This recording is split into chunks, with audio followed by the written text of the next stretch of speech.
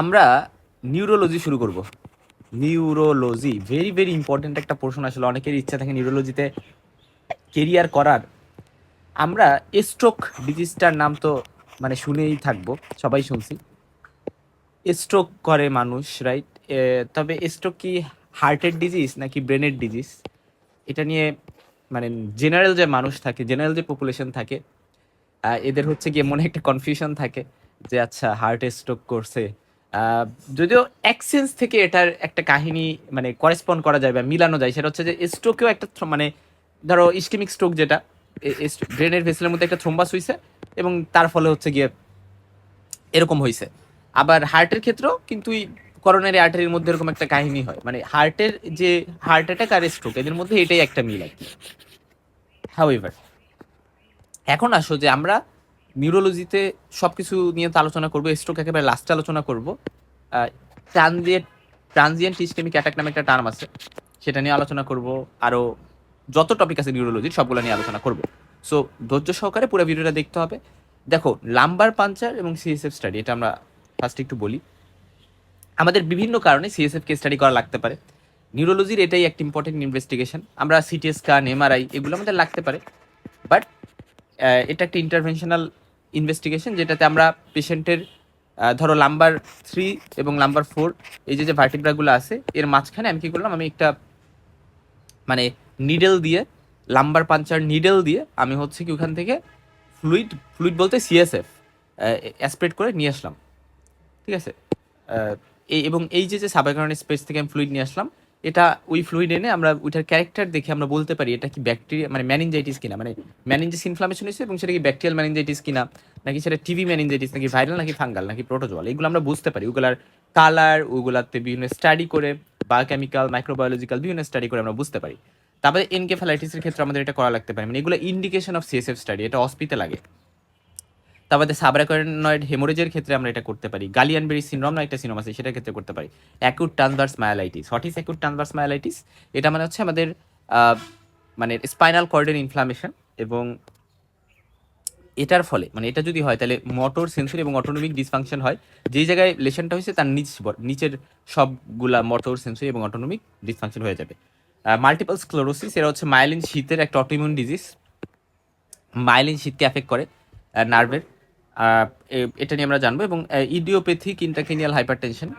Intracranial hypertension মানে বুঝতেছি যে ব্রেনের মধ্যে মানে ব্রেন ক্যাভিটির মধ্যে হচ্ছে প্রেশার বেশি, বাট ইডিওপ্যাথিক বলছে তার মানে কি এখানে কোনো ব্রেন টিউমার, হাইড্রোকেফালাস বা ইনফেকশন নাই, তা বাদেও কিন্তু এভাবে হাইপারটেনশন হয়েছে। তারপরে সার্কয়েডোসিস, যেটা এটা মেইনলি লাংকে অ্যাফেক্ট করে, এটা একটা বিভিন্ন সিস্টেমকে অ্যাফেক্ট করে, বাট লাংকে অ্যাফেক্ট করতে পারে, ব্রেনকে অ্যাফেক্ট করতে পারে। সেরেব্রাল লুপাস, অর্থাৎ আমাদের এসএলই যদি হচ্ছে ব্রেনকে অ্যাফেক্ট করে, সেটাকে আমরা সেরিব্রাল লুপাস বলতেছি। এখন দেখো যে লাম্বার পালচারে কিছু কন্ট্রাইন্ডিকেশন আছে, এটা পরীক্ষা ইনভেরিয়েবলি জিজ্ঞেস করে যে যে কোনো কারণ যেটাতে আইসিপি বেড়ে যাবে, ইন্টারক্রেনিয়াল প্রেশার বেড়ে যাবে, সেই সকল ক্ষেত্রে আমরা লাম্বার পাঞ্চার করতে পারবো না। যেমন, এবং এটা আমরা কিভাবে বুঝবো যে আইসিপি বাড়ছে? আমরা যদি অপথ্যালমোস্কোপি বা অপথ্যালমোলজিতে পড়ে থাকছি যে প্যাপিলিডোমা, যেটা অপটিক ডিস্কের যদি সোয়েলিং আমরা দেখতে পারি, তাহলে সেটা ইন্ডিকেট করে যে রেজিস্ট ইন্টারক্রেনিয়াল প্রেশার। সো প্যাপিলিডোমা দেখে আমরা এটা বুঝতে পারি।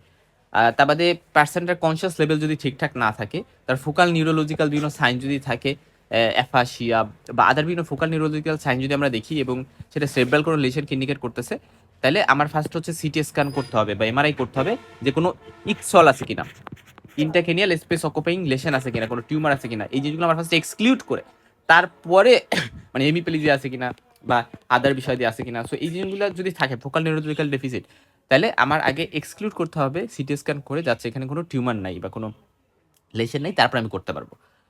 এবং পেশেন্টের যদি থ্রোম্বোসাইটোপেনিয়া, ব্লিডিং টেন্ডেন্সি থাকে, তাহলে কিন্তু আমি আবার হচ্ছে বা ডিএইসি থাকে, তাহলে আমি এটা করতে পারবো না। একটা পেশেন্ট যে অ্যাসপিরিনে আছে, তার ক্ষেত্রে আবার কিন্তু লাম্বার পাঞ্চার কন্ট্রা ইন্ডিকেটেড না, মানে অ্যাসপিরিন ড্রাগ নিচ্ছে। Ptosis, what is ptosis? এটা আমরা কিছু সিমটমের কথা বলতেছি যেটা নার্ভাস সিস্টেম আমরা পাবো। টোসিস মানে আপার আইলিডটা নিচে পড়ে যাওয়া, এটা তোমরা সবাই জেনে থাকবা যে ড্রুপিং অফ আপার আইলিড। এখানে একটা টার্ম আছে যে আমরা বলি Honor syndrome. Honor syndrome. So Honor syndrome মানে কি? ধরো চোখের আইবলটা পার্শিয়ালি পড়ে গেছে, টোসিস হয়েছে।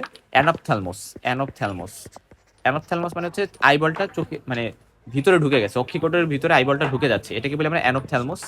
মায়োসিস, আমাদের যে পিউপিলটা আছে এটা একেবারে ছোট হয়ে গেছে, পিন পয়েন্ট পিউপিল হয়ে গেছে, সেটাকে বলি মায়োসিস। আর অ্যানহাইড্রোসিস, অ্যানহাইড্রোসিস মানে হচ্ছে শরীরে কোনো ঘাম হচ্ছে না, ল্যাক অফ সোয়েটিং। তাহলে এই চারটা জিনিস, পার্সিয়াল টোসিস, অ্যানপথ্যালমোস, মায়োসিস, অ্যানহাইড্রোসিস, এইগুলোকে আমরা বলি একসাথে হর্নার সিনড্রোম। এবং এটা টোসিস টোসিস ইউনিল্যাটারাল হইতে পারে, বাইল্যাটারাল হইতে পারে, পার্শিয়াল বা কমপ্লিট হইতে পারে। আচ্ছা, এখন আসা যাক যে আমরা কজ কি টোসিসের, সেটা নিয়ে একটু কথা বলি। আমাদের যে oculomotor nerve, third cranial nerve, এটাতে যদি পালসি হয় বা প্যারালাইসিস হয়, আচ্ছা আমরা হচ্ছে থার্ড কেনিয়াল নার্ভ পালসিতে টোসিস হইতে পারে। তারপরে হচ্ছে হর্নার সিনড্রোম, যেটা হর্নার সিনড্রোমে এই ফিচারগুলো থাকে সেটা তো বললাম। তো Honor syndrome mainly lung, apex, তারপর হচ্ছে কি তোমার ক্যারোটিড আর্টারি প্যাথোলজি যদি থাকে সে সকল কারণে, বা হাইপোথ্যালামাস বা ব্রেন স্টেমে লেশন থাকলেও কিন্তু এরকম মানে সিম্পেথেটিক, ওই সকল জায়গায় সিম্পেথেটিক চেইনে যদি লেশন হয় তাহলে হচ্ছে হর্নার সিনড্রোম হয়। এটা ইডিওপ্যাথিক হইতে পারে। আচ্ছা, তা বাদে মায়োপ্যাথিক বিভিন্ন কারণ, যেমন মায়াস্থেনিয়া গ্রেভিস, এখানে এই প্রবলেমটার কারণে হইতে পারে। এখানে মাসেলগুলো উইক হয়ে যায়। ডিস্ট্রোফিয়া মায়োটোনিকা যে কন্ডিশনটা আছে, ডিস্ট্রোফিয়া মায়োটোনিকা যে কন্ডিশনটা, এটাতে হচ্ছে প্রোগ্রেসিভ মাসেল উইকনেস থাকে এবং মায়োটোনিয়া থাকে, অর্থাৎ মাসেলগুলো রিল্যাক্স মানে কন্ট্রাকশন করার পরে টাইমলি রিল্যাক্স করতে পারে না। ঠিক আছে, টাইমলি রিল্যাক্স করতে পারে না, ফলে একটা অবজেক্ট কেউ গ্রাস্প করে রাখছে, গ্রাস্প করে রাখার পরে সেটা সহজে ছেড়ে দিতে পারবে না। তা বাদে স্নেক ভেনমের কারণে হচ্ছে টোসিস হইতে পারে। সিউডোটোসিস নামে একটা কন্ডিশন আছে, আমরা বলি যে আমাদের লিডের যদি স্পাজম হয়, ব্লেফারোস্পাজম হয়, সেটা করে টোসিসের মতো মনে হলে অ্যাকচুয়াল টোসিস না, সিউডোটোসিস হইতে পারে। তারপরে লোকালি কোনো অরবিটে বা লিডে যদি ডিজিজ থাকে, এজ রিলেটেড যদি লিভেটর অ্যাকচুয়ালি ওই জায়গায় যে লিভেটর পালপেব্রি সুপিরিয়রিস এই মাসেল থাকে বা লিভেটর মাসেল, সেটাতে যদি ডেহিসেন্স থাকে, মানে বয়স বাড়ার সাথে সাথে এটা একটু টোসিসের মতো হয়ে যেতে পারে, উইকনেস হয়ে যাবে এটাতে। যদি বলা হয় যে একটা 35 বছর বয়সী ওল্ড লেডি, তার বাইলেটাল টোসিস আছে, তার মানে বাইলেটাল টোসিসের কারণগুলো আমাদের জানা লাগবে। মাইস্থেনিয়া গ্রেভিস, স্নেক ভেনম পয়জনিং, তারপরে third cranial nerve palsy bilateral, এবং অকুলার এবং অকুলোফেরিঞ্জিয়াল মায়োপ্যাথি যদি থাকে, তো এই জিনিসগুলো হচ্ছে বাইল্যাটারাল টোসিসের কিন্তু ডিফারেন্সিয়াল ডায়াগনোসিসের মধ্যে আমরা আনতে পারি। তার মানে কি মাইস্থেনিয়া গ্রেভিস, স্নেক ভেনম পয়জনিং, তারপরে বাইল্যাটারাল যদি থার্ড কেনিয়াল নার্ভ বা অকুলোমোটর যে নার্ভটা সেটা যদি পালসি হয়, বা অকুলার বা অকুলোফেরিঞ্জিয়াল যে মাসেলগুলো আছে সেগুলোতে যদি অ্যাবনর্মালিটি থাকে, তো টোসিস একটা পার্সনের আছে। ঠিক আছে, এখন একটা জিনিস ইম্পর্টেন্ট, কি ক্লিনিক্যাল ফিচার আমরা পাবো। ক্লিনিক্যাল ফিচারের মধ্যে ধরো এই পেশেন্টটার যদি মাইস্থেনিয়া গ্র্যাভিসের কারণে টোসিস হয়ে থাকে, তাহলে তার স্পিচে সমস্যা হবে, চুইংয়ে সমস্যা হবে, সোয়ালুইংয়ে সমস্যা, তারপরে ডিপ্লোপিয়া থাকতে পারে, এবং যখন দিনের দিনের শেষে যে তার সমস্যা বেশি হবে, এবং এক্সারসাইজ করলে তারপরে বেশি সমস্যা হয়, এটা মাইস্থেনিয়া গ্রেভিসের ফিচার্স। তা বাদে তার যদি স্নেক ভেনম পয়জনিং হয় তাহলে হিস্ট্রি অফ স্নেক বাইট থাকবে। আবার যদি diplopia, restricted ocular movement, dilated বা নন রিয়াক্টিং পিউপিল আমরা পাই, তার মানে লস অফ, এবং পাশাপাশি loss of accommodation reflex. Accommodation reflex কি তোমরা জানো, যে আমি ফার্স্টে পেশেন্টকে বললাম আপনি দূরে তাকান, তারপর হুট করে তার চোখের সামনে একটা আঙুল দিয়ে বললাম কাছে তাকান, তো তার মাধ্যমে তার চোখগুলো যে অ্যাকোমোডেট করতে পারতেছে, কাছের নিয়ার ভিশনটা করতে পারতেছে, তো এটা যে ক্যাপাসিটিটা, এটা থার্ড নার্ভের কারণে ইউজুয়ালি পায়রা থাকে, তো থার্ড নার্ভটা যদি পালস হয়ে যায় তাহলে এটা পারবে না। ইনভেস্টিগেশন আমরা অ্যান্টিএসিটিকুলাইন অ্যান্টিবডি করতে পারি। এটা কিসের জন্য? কারণ মাইস্থেনিয়া গ্রেভিস একটা অটোইমিউন ডিজিজ, সেটাতে অ্যান্টিএসিটিকুলাইন অ্যান্টিবডি তৈরি হয়, এসিটাইলকোলাইনগুলো ডিস্ট্রাকশন হয়ে যায়, ফলে মাসেলগুলো উইক হয়ে যায়। কারণ এসিটাইলকোলাইন মাসেল কন্ট্রাকশনে হেল্প করে, তো মাসেলগুলো সবসময় রিল্যাক্স হয়ে থাকবে, ফ্লাসিড হয়ে যাবে, উইক হয়ে যাবে, কাজ করতে পারবে না, ফলে difficulty in speech, chewing, swelling এগুলো হবে। স্পেশালি অরোফেরিঞ্জিয়াল রিজনে বেশি হয়। এবং চেস্ট এক্সরে, সিটি স্ক্যান আমরা করতে পারি, এবং ব্রেন ইমেজিং বা সিটি এটাও আমরা করতে পারি, সিটি স্ক্যান অফ ব্রেন। আচ্ছা, তাহলে ইউনিল্যাটারাল টোসিসের কারণ কি? Third cranial nerve palsy. ধরো ইউনিল্যাটারাল একটা সাইড শুধু থার্ড কেনিয়াল নার্ভ পালসি হইছে, হর্নার সিনড্রোমে ইউনিল্যাটারাল পার্শিয়াল টোসিস হয়, এবং কনজেনিটালও ইউনিল্যাটারাল টোসিস হইতে পারে। তার মানে ইউনিল্যাটারাল কিছু টোসিস, বাইল্যাটারাল কিছু টোসিসের কারণ আমরা জানলাম। এরপর আসে হেডেক। হেডেকটা ভেরি ইম্পর্টেন্ট, কারণ এটার সাথে মাইগ্রেনটা আসবে। হাউএভার হেডেক বিভিন্ন ধরনের হইতে পারে। Tension type headache. What do mean by tension type headache? Tension type headache মানে হচ্ছে যে এমন হেডেক যেটা সহজ কথা টেনশনের কারণে হয়, বেশি টেনশন, স্ট্রেস, চিন্তা, দুশ্চিন্তা এগুলা যারা করে অনেক বেশি, এগুলো হচ্ছে ট্রিগারিং ফ্যাক্টর, যেটা কারণ টেনশন টাইপ হেডেক হইতে পারে। এবং এটাতে দেখা যায় যে মানে মাঝে মধ্যেই পারসিস্টেন্ট ডেইলি হেডেক এটাকে আমরা বলে থাকি। এটাতে হেডেকের নেচারটা কেমন? টাইট ব্যান্ড লাইক, মানে মনে হচ্ছে যে মাথাতে একটা টাইট ব্যান্ড কেউ বেঁধে দিচ্ছে, এরকম টাইপের মাথা ব্যথা। এবং মাইগ্রেনের কারণে হেডেক হইতে পারে। মাইগ্রেন হইতে পারে উইথ অরা অথবা উইদাউট অরা। আচ্ছা, মাইগ্রেনে উইথ অরা বা উইদাউট অরা বলতে কি বোঝায় আসলে? ধরো একটা পেশেন্টের মাইগ্রেন মানে কি হেডেক হবে, মাইগ্রেনের ব্যথা, তাহলে আর জেনে থাকো তোমরা যে মাইগ্রেনের কিন্তু ট্রিগারিং ফ্যাক্টর থাকে, কোন একটা একটা পার্সনের কাছে একটা ট্রিগারিং ফ্যাক্টর থাকে, এবং ওই কারণে তার মাইগ্রেন হয়। কারো সাউন্ডে মাইগ্রেন হইতে পারে, কারো ঘুম ঠিকঠাক না হইলে হইতে পারে। হবে অনেকগুলা ট্রিগারিং ফ্যাক্টর থাকতে পারে। চা কফি যারা খায় ওদের ক্ষেত্রে মাইগ্রেনের প্রবলেমটা হইতে পারে। হবে এখন একটা জিনিস দেখো যে উইথ অরা মানে কি? উইথ অরা মানে হচ্ছে অরা, অরা অরা মানে হচ্ছে যে দেখো এই যে অরা বলতে বোঝায় যে পার্সনটার ধরো মানে মাথা ব্যথা হওয়ার আগে কিছু সিমটমস, এটাকে বলে অরা। ঠিক আছে, মানে কিছু ওয়ার্নিং সিমটম, যেমন ধরো ভিজুয়াল অরা, এটা সবথেকে কমনলি হয় যে চোখে ঝিলমিল আলো দেখা, জিগজ্যাক লাইন দেখা, ফ্লাশিং লাইট দেখা, ব্লাইন্ড স্পট, মানে পার্টিকুলার একটা জায়গায় সে কিছু দেখতেছে না, স্কোটোমা, মানে ধরো তার পার্টিকুলার জায়গায় ফিল্ড অফ ভিশন লস্ট হয়ে গেছে। সো এরকম ফিচারগুলো যদি থাকে পার্সনটা ধরে নিতে পারে যে আমার একটু পরে মাথা ব্যথা শুরু হবে, মাইগ্রেন হবে। তো এটা তারপরে সেন্সরি অরা হইতে পারে যে আচ্ছা হাত মুখে ঝিনঝিন করা, নামনেস ফিল করা, ঝিনঝিনকে আমরা বলি টিংলিং, টিংলিং বা সুচ ফোটার মতো অনুভূতি, এটাও টিংলিং। আবার স্পিচে প্রবলেম হতে পারে, কথা জড়িয়ে যাওয়া, কথা বলতে সমস্যা, শরীর একপাশে দুর্বলতা, সেরকমও হইতে পারে, এটাকে বলে অরা। তো বিভিন্ন ধরনের অরা হইতে পারে, সবথেকে কমন ভিজুয়াল, মানে সরি কি বলে ভিজুয়াল অরা। তারপরে আসো যে আমরা ক্লাস্টার হেডেক নামে একটা কথা আছে, or do mean by cluster headache? Cluster headache নিয়ে আমরা জানবো, তবে তার আগে এখানে কয়েকটা কথা বলে আসি যে এটা মানে হচ্ছে একটা ইউনিল্যাটারাল, এক পাশের মাথা ব্যথা, এবং এটা মানে রিপিটেড, মানে বারবার হয়, বারবার হয়, ক্লাস্টার ক্লাস্টার বারবার হচ্ছে, এবং এটা এক আই এর আশপাশ দিয়ে আমরা বলি সব থেকে বেশি হয়। এবং তারপরে টেম্পল বা টেম্পোরাল যে রিজনটা আছে, আমার মাথা ব্যথা হইলে আমরা যেটা বুঝি যে দুই সাইডের টেম্পল যে রিজনটা, ওই রিজনে মেনলি এরা বেশি হইতে পারে।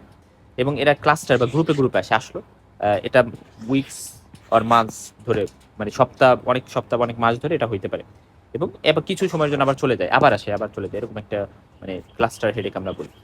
ক্লাস্টার মানে গ্রুপ। তারপরে ট্রাইজেমিনাল নিউরালজিয়া একটা টার্ম আছে, not demi by trigeminal neuralgia. Trigeminal neuralgia মানে হচ্ছে এক ধরনের মানে স্টাবিং বা ইলেকট্রিক শক লাইক একটা পেইন, যেটা হচ্ছে ট্রাইজেমিনাল নার্ভের যে মানে যেখান দিয়ে ট্রাইজেমিনাল নার্ভটা পাস করছে আমাদের মুখে বা ফেইসে, ওই সকল জায়গাতে এরা এটা করবে, এই পেইনটা হবে। আচ্ছা, তারপরে প্রাইমারি স্ট্যাবিং, কাফিং বা এক্সারশনাল সেক্স রিলেটেড হেডেক, এরকমও হতে পারে যে মানে কাফের কারণে হেডেক হচ্ছে বা এক্সারশনের কারণে হেডেক হচ্ছে, এরকম অনেক হতে পারে। থান্ডার ক্লাস হেডেক, এটা হচ্ছে সাবারাকনয়েড হেমোরেজ যাদের হয়, মানে হেমোরেজিক, নর্মালি আমরা জানি ইসকেমিক স্ট্রোক বা যে মানুষের স্ট্রোক হয়েছে তার হেডেক হবে না, but haemorrhagic stroke specially subarachnoid haemorrhage, এই জায়গায় প্রচুর হেডেক হয়। মানে এই হেডেকটা বলা হয় যে জীবনের সব থেকে প্যারাদায়ক, সব থেকে কষ্টকর একটা মাথা ব্যথা, এটা হচ্ছে thunder class headache.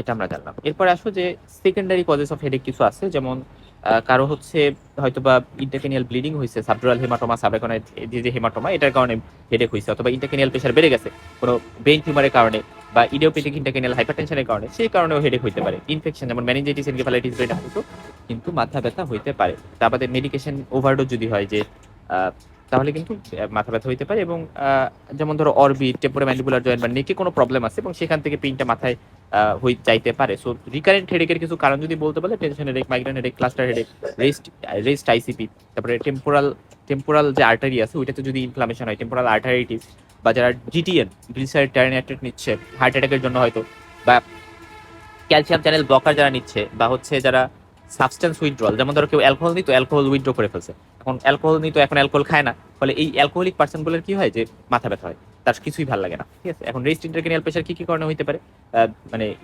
ইন্টারকেনিয়াল space occupation, tumour, hydrocephalus, cerebral abscess, এই সকল কারণে ইন্টারকেনিয়াল প্রেশার বেড়ে যেতে পারে। এবং ইন্টারকেনিয়াল প্রেশার বেশি থাকলে আমরা কিন্তু কি করতে পারি না বলতো, আমরা হচ্ছে লাম্বার পাঞ্চার করতে পারি না।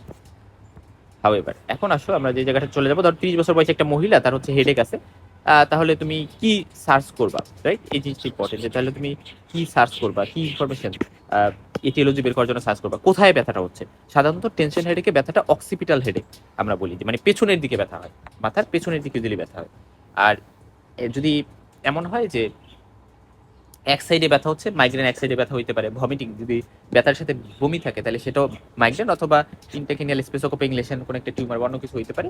ওরা ওরা ওরা যদি থাকে, মানে মাথা ব্যথার আগে অন্য বেশ কিছু সিমটম যেমন ভিজুয়াল ওরা, তাহলে সেটা মাইগ্রেনের ক্ষেত্রে হইতে পারে। ফিভার যদি ম্যানিনজাইটিস থাকে তাহলে হেডেক আছে এবং সাথে ফিভারও থাকতে পারে, সাইনোসাইটিস, ম্যানিনজাইটিস, এগুলাতে মাথা ব্যথা পাশাপাশি ফিভার থাকবে।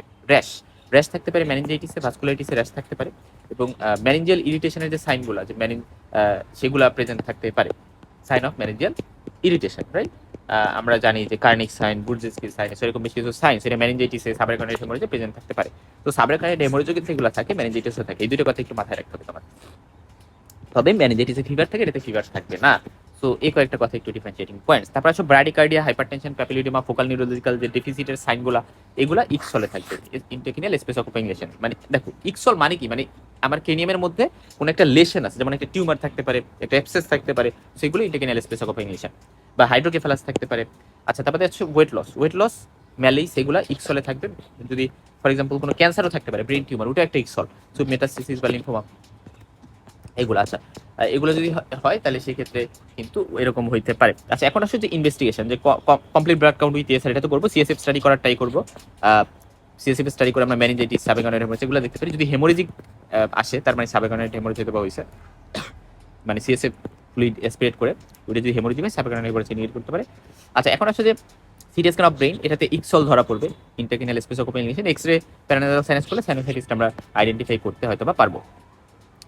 আচ্ছা, এখন আসলে 30 বছর বয়সে একটা ম্যান, তার হচ্ছে রিকারেন্ট হেডেক আছে, তাহলে এটা কিভাবে ম্যানেজ করব? যদি কোনো ড্রাগ রেসপন্সিবল থাকে তাহলে ড্রাগটা চেঞ্জ করতে হবে, অল্টারনেটিভ গ্রুপ অফ ড্রাগ দিতে হবে, পেশেন্টকে রিঅ্যাসিওর করতে হবে, কারণ পেশেন্ট ভয় পেয়ে যেতে পারে অনেক সময়। এবং পেশেন্টকে বলতে হবে আপনি স্ট্রেস অ্যাভয়েড করেন, রিল্যাক্স থাকেন, প্রেয়ার করেন, মেডিটেশন করেন, নামাজ পড়েন। এটা বললে পেশেন্টের যে টেনশন টাইপ অফ হেডেক সেটা রিলিফ হবে। এবং অ্যানালজেসিক দিতে পারি, প্যারাসিটামল, ন্যাপ্রোক্সেন, এই অ্যানালজেসিকগুলো দেওয়া যায়। এবং ব্যথার ওষুধ দিলে আমি সাথে অবশ্যই অমিপ্রাজল সাথে দিয়ে দিব। এবং অ্যানজিওলাইটিক ডায়েট দেওয়া যেতে পারে পেশেন্টকে রিল্যাক্স করতে। এবং স্পেসিফিক যদি কোনো কজ থেকে থাকে, যেমন মাইগ্রেনের কারণে বা ক্লাস্টার হেডেক, সেই স্পেসিফিক কারণটা ট্রিট করতে হবে। টেনশন হেডেকটা ইউজুয়ালি আমরা বলি যারা অক্সিপিটাল রিজনে, মানে ফার্স্টে হয়, তারপরে সেখান থেকে সামনের দিকে রেডিয়েট করতেও পারে, এবং পুরো মাথাতেই ব্যথা হইতে পারে। আর পেইন উইকস মাস ধরে থাকতে পারে, কোনো বাধা ছাড়া, মানে কন্টিনিউয়াসলি একটা পেইন থাকে। ঠিক আছে, ক্লাস্টারের মতো না যে গেল আবার আসলো আবার গেল, এরকম না। এবং এটা মাইল্ড ইন সিভিয়ারিটি হয়, অত বেশি সিভিয়ার না, যেমন থান্ডার ক্লাব হেডেকের মতো না, যেটা সাবারকনের হেমোরেজ হয়েছিল।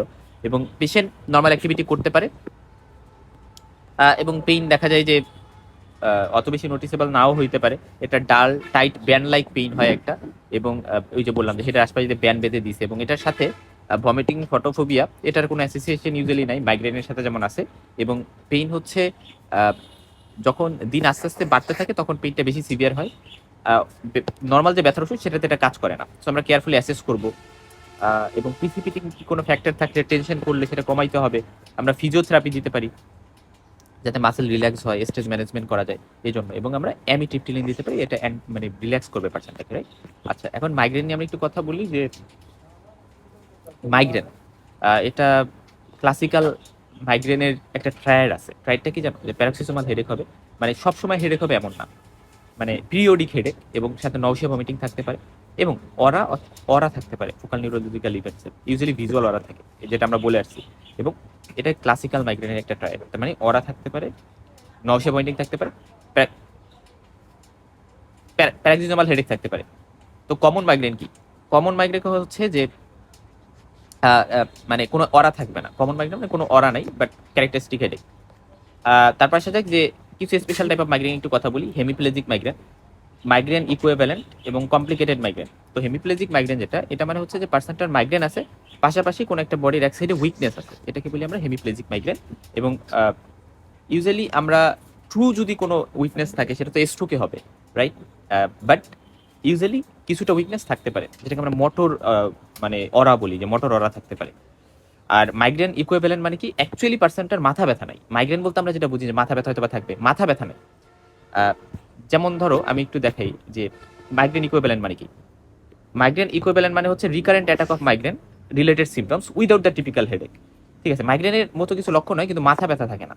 যেমন ধরো অ্যাবডোমিনাল মাইগ্রেন, মানে বারবার পেট ব্যথা হচ্ছে কিন্তু এটা মাইগ্রেনের কারণে হচ্ছে, কিন্তু অ্যাকচুয়ালি মাথা ব্যথা নেই। সেটাকে বলে মাইগ্রেন ইকুইভ্যালেন্ট। নৌশিয়া ভমিটিং স্পেশালি শিশুদের বেশি দেখা যায়। তারপরে হচ্ছে তার বারবার বমি হচ্ছে কিন্তু মাথা ব্যথা নেই। ঠিক আছে, বাট মাঝখানে রোগী সম্পূর্ণ স্বাভাবিক থাকে। ওকে ফাইন, এগুলোকে আমরা বলি মাইগ্রেন ইকুইভ্যালেন্ট। এরপর আসা যাক যে আমরা কমপ্লিকেটেড মাইগ্রেন নামে একটা টার্ম আছে। এটা মানে হচ্ছে যে কিছু পেশেন্টের ক্ষেত্রে অরাটা রিজলভ করবে না। ঠিক আছে, অরাটা রিজলভ করবে না, এবং অরা যদি রিজলভ না করে তাহলে তার মাথা ব্যথা আবার অরাও আছে সাথে, তো এটা আরো কমপ্লিকেটেড একটা কন্ডিশন। ওরা সেরে যাবে না আর কি, অরার ফিচার্সগুলো। তারপরে ম্যানেজমেন্ট অফ মাইগ্রেন কি? ফার্স্টে সাইটটা, যে সাইট ইউজুয়ালি ইউনিল্যাটারাল হয় মাইগ্রেনের ব্যথার। এবং এরা মানে 6 আওয়ার্স থেকে, মানে লেস দ্যান 6 আওয়ার্স থেকে এরা 3 দিন পর্যন্ত থাকতে পারে। Moderate to severe pain intensity হয়, এবং পেইনের নেচার থ্রবিং টাইপের পেইন হয়, থ্রবিং পেইন। হ্যাঁ, সো মাইগ্রেন পেইনের নেচার ইউজুয়ালি থ্রবিং হয়, এবং ভিজুয়াল ডিস্টারবেন্স থাকতে পারে, নৌশিয়া ভমিটিং থাকতে পারে। অ্যাগ্রেভেটিং ফ্যাক্টর কি সেটা আমাদের একটু জানতে হবে। যে অ্যাগ্রেভেটিং অনেকগুলো ফ্যাক্টর থাকে, সো মাইগ্রেনের অ্যাগ্রেভেটিং ফ্যাক্টর জানা আমাদের জন্য খুব ইম্পর্টেন্ট। যারা ফিজিক্যাল অ্যাক্টিভিটি করে, ওরাল কন্ট্রাসেপটিভ পিল নেয়, ডায়েটারি কিছু ফ্যাক্টর থাকতে পারে, যেমন যারা চিজ খায়, চকলেট খায়, চকলেট খেলে কিন্তু মাইগ্রেন বাড়তে পারে, বা যারা মদের মধ্যে রেড ওয়াইনগুলো খায়, সাইকোলজিক্যাল বিভিন্ন স্ট্রেসে পড়ে, ম্যাস্ট্রেশনের টাইমেও মাইগ্রেন হতে পারে। ট্রিটমেন্টে আমরা আইডেন্টিফিকেশন যেই প্রিসিপিটেটিং ফ্যাক্টরের কারণে বা এক্সাজারবেটিং ফ্যাক্টরের কারণে এটা হচ্ছে, যেমন কন্ট্রাসেপটিভ পিল, কফি নেওয়া, চকলেট নেওয়া, এইগুলো আমার কি করতে হবে, অ্যাভয়েড করতে হবে। এবং অ্যাকিউট অ্যাটাকের ক্ষেত্রে, মাইগ্রেনের অ্যাকিউট অ্যাটাকটা যখন আসতেছে, তখন আমরা সিম্পল অ্যানালজেসিক, অ্যাসপিরিন, প্যারাসিটামল, এনএসাইডস এগুলো আমরা দিতে পারি। এবং অ্যান্টিমিটিক যেমন মেটাক্লোপ্রোমাইড, ডমপ্রিডন এগুলো দিতে পারি, কারণ মাইগ্রেনের সাথে এগুলোও থাকতে পারে। তার মানে পেইন কিলার এবং কিছু অ্যান্টিমিটিক দিলাম। সিভিয়ার অ্যাটাক যখন হবে, তখন আমরা সোমাট্রিপটেন, মনে রাখবো সোমাট্রিপটেন ড্রাগটা বা ট্রিপটেন গ্রুপের ড্রাগটা ভালো কাজ করে। এবং তার বাদে আর্গোমেট্রিন প্রিপারেশন আমরা ইউজ করতে পারি, বাট আর্গোমেট্রিন ইউজ করলে এটা ডিপেন্ডেন্স তৈরি করতে পারে, পেশেন্ট এই ড্রাগ বারবার নিতে ইচ্ছা করবে। প্রোফাইলেকটিক অ্যাটাকের জন্য, মানে প্রোফাইলেকটিক বলতে কি, মানে ফ্রিকোয়েন্ট অ্যাটাক হবে, তো এটা প্রিভেনশনের জন্য আমরা হচ্ছে বিটা ব্লকার দিলাম, প্রোপানোলল। তারপরে অ্যান্টি ডিপ্রেসেন্ট যেমন অ্যামিট্রিপটিলিন দিলাম, অ্যান্টি ইপিলিপটিক ড্রাগের মধ্যে সোডিয়াম ভ্যালপোরেট, টোপিরামাইড, এই ড্রাগগুলো আমরা দিলাম। তার মানে এগুলো হচ্ছে প্রোফাইলেকটিক, তার মানে মাইগ্রেনের প্রোফাইলেক্সিসের জন্য আমরা বিটা ব্লকার, অ্যান্টি ডিপ্রেসেন্ট যেমন অ্যামিট্রিপটিলিন, সোডিয়াম ভ্যালপোরেট, এই ড্রাগগুলো আমরা দিলাম। ওকে, এখন আসা যাক যে একটা অরা বলতে কি বোঝায়, ওই যে জিগজ্যাক লাইন দেখা, সিলভারি জিগজ্যাক লাইন, শিভারিং, এবং দেখা গেল যে এই লাইটগুলা ভিজুয়াল ফিল্ড দিয়ে 20 মিনিট ধরে পাওয়া গেছে, মানে এইগুলো তো নরমাল মানুষ দেখার কথা না। এবং একটা ভিজুয়াল ফিল্ড লস, একটা স্কোটোবা তৈরি করে ফেলছে। এবং সেন্সরি অরা হইতে পারে কিছু পেশেন্টদের ক্ষেত্রে, ডাবনেস ফিল হইতে পারে 20 থেকে 30 মিনিট ধরে। এবং দেখা গেল যে ট্রানজিয়েন্ট অ্যাফাসিয়াও পেশেন্টটা হইতে পারে, যে কথা বলতে পারতেছে না। সো মাইগ্রেনে দেখো অনেক কিছুই হইতেছে। এখন আসলে যে টেশার টাইপ অফ হেডেক এবং মাইগ্রেনের মধ্যে differentiating point, tension type of headache usually bilateral হয়, অক্সিপিটাল, ভার্টেক্স সব জায়গায় এফেক্ট করতে পারে, জেনারেলিস্ট একটা পেইন হতে পারে। মাইগ্রেন ইউজুয়ালি ইউনিল্যাটারাল হয়। এবং টেশার টাইপ অফ হেডেক বেল লাইক, প্রেশার লাইক পেইন হয়, আর মাইগ্রেনের থ্রোবিক পেইন হয়। এবং এটা হাওয়ার্স থেকে বাজ পর্যন্ত থাকতে পারে, যেটা টেশার টাইপ অফ হেডেক। আর মাইগ্রেনে ইউজুয়ালি আমরা বলি যে মানে একদিন থেকে হয়তো বা 3 দিন পর্যন্ত থাকতে পারে, এরকম একটা বিষয় আর কি। আর বাইল টু বর্ডার থাকে, এবং মাইগ্রেনের ব্যথাটা সিভিয়ার থাকে। যারা মাইগ্রেনের পেশেন্ট, অনেকেই মাইগ্রেনের পেশেন্ট আছে মেডিকেল স্টুডেন্ট, তোমাদের মধ্যে হয়তো পারে গেছে।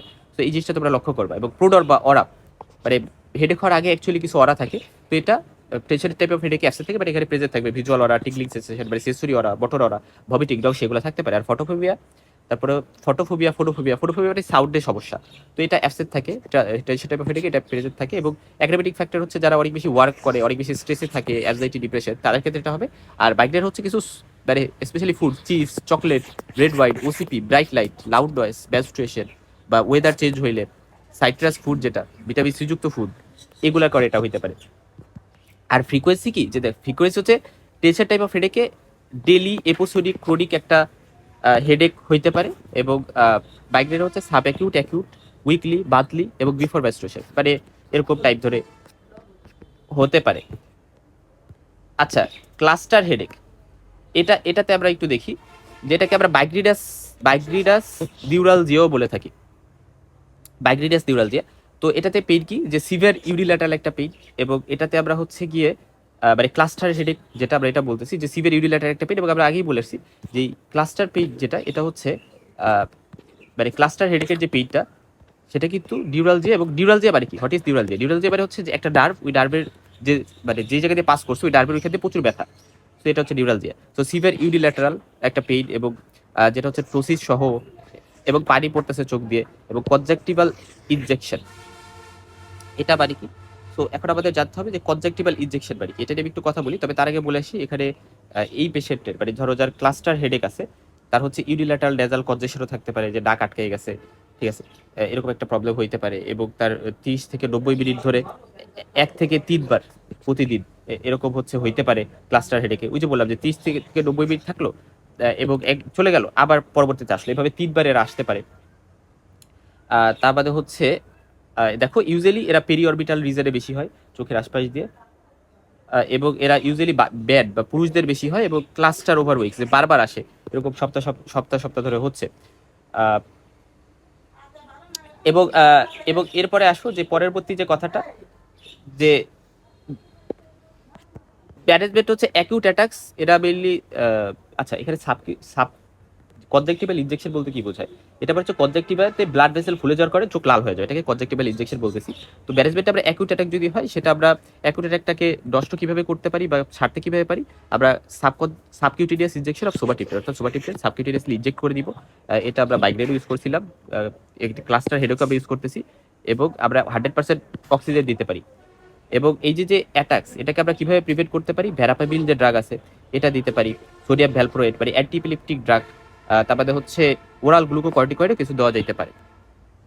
এবং যদি অনেক বেশি ক্লাস্টার হয় তাহলে সেক্ষেত্রে লিথিয়াম দেওয়া যেতে পারে। তার মানে দেখো অ্যাকুট অ্যাটাকে আমরা সাবকিউটেনিয়াস সোবাটিপটেট দিলাম, টিপটেট গ্রুপের ড্রাগ, এবং পাশাপাশি আমরা অক্সিজেন ইনহেলেশন দিতে পারি। আর অ্যাটাক যেটা আমরা হচ্ছে প্রিভেনশনের জন্য ভ্যারাপাবিল, সোডিয়াম ভ্যালপ্রোয়েট এবং short course of oral glucocorticoid দিলাম। আর অনেক বেশি মানে সিভিয়ার ক্ষেত্রে আমরা লিথিয়াম থেরাপি দিতে পারি। এরপর আসলে ট্রাইজেমিনাল নিউরালজিয়া নিয়ে কিছু কথা বলি।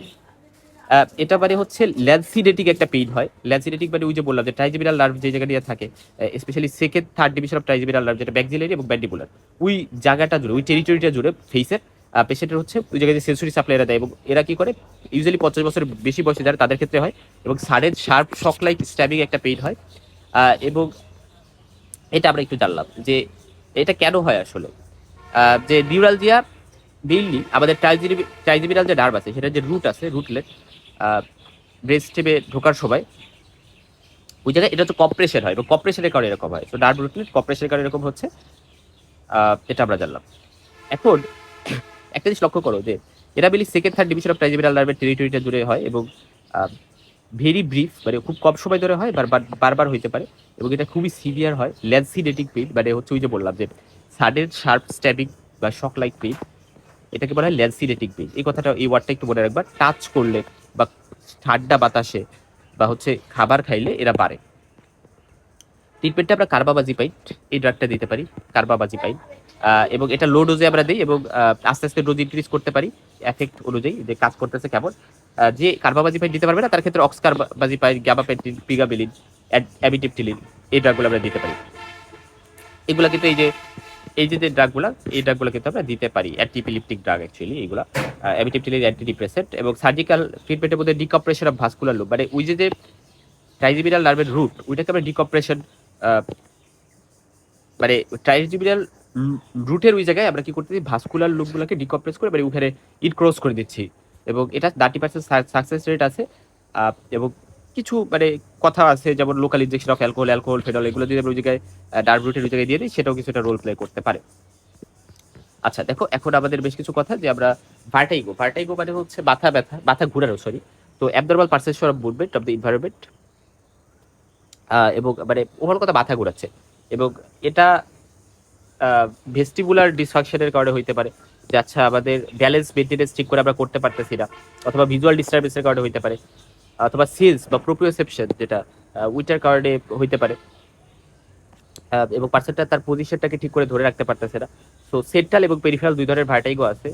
সেন্ট্রাল যে ভার্টাইগো সেটা ইউজুয়ালি আস্তে আস্তে গ্রাজুয়ালি ডেভেলপ করতে থাকে, এবং অনেক সময় ধরে থাকতে পারে, অত বেশি সিভিয়ার না, এবং পেশেন্টের মাথা ব্যথা, ভমিটিং, এবং focal neurological deficit, aphasia, hemiplegia, বিভিন্ন ধরনের প্রবলেম থাকতে পারে, এবং সেরেব্রাল লেশনের যে সাইটগুলো সেগুলো থাকতে পারে, সেরেবেলামে প্রবলেমের বিষয়গুলো। এবং পেরিফেরাল যে আমাদের ভার্টাইগো সেটা ইউজুয়ালি অ্যাকিউট অ্যাটাক হয়, এবং শর্ট ডিউরেশনের জন্য থাকে, বেশি সিভিয়ার, কানে ব্যথা, কানে ভোভো শব্দ শোনা, তারপরে ডিফনেস থাকা, মানে কানে কম শোনা, এগুলো হইতে পারে, এবং ডিস্ট্যাকবাস থাকতে পারে। সো ডিস্ট্যাকবাস মানে কি, আমাদের আইবলের মানে মুভমেন্ট করা, ইনভলিউন্টারি মুভমেন্ট। সো আইবলগুলো হরিজন্টাল মুভমেন্ট, যেটা হরিজন্টাল মুভমেন্ট হয় হচ্ছে গিয়ে পেরিফেরাল ভার্টাইগোর ক্ষেত্রে। হরিজন্টাল মুভমেন্ট বাই তো বুঝছো যে আইবলটা এদিকে একবার এদিকে একবার এভাবে মুভমেন্ট করতেছে, ঠিক আছে।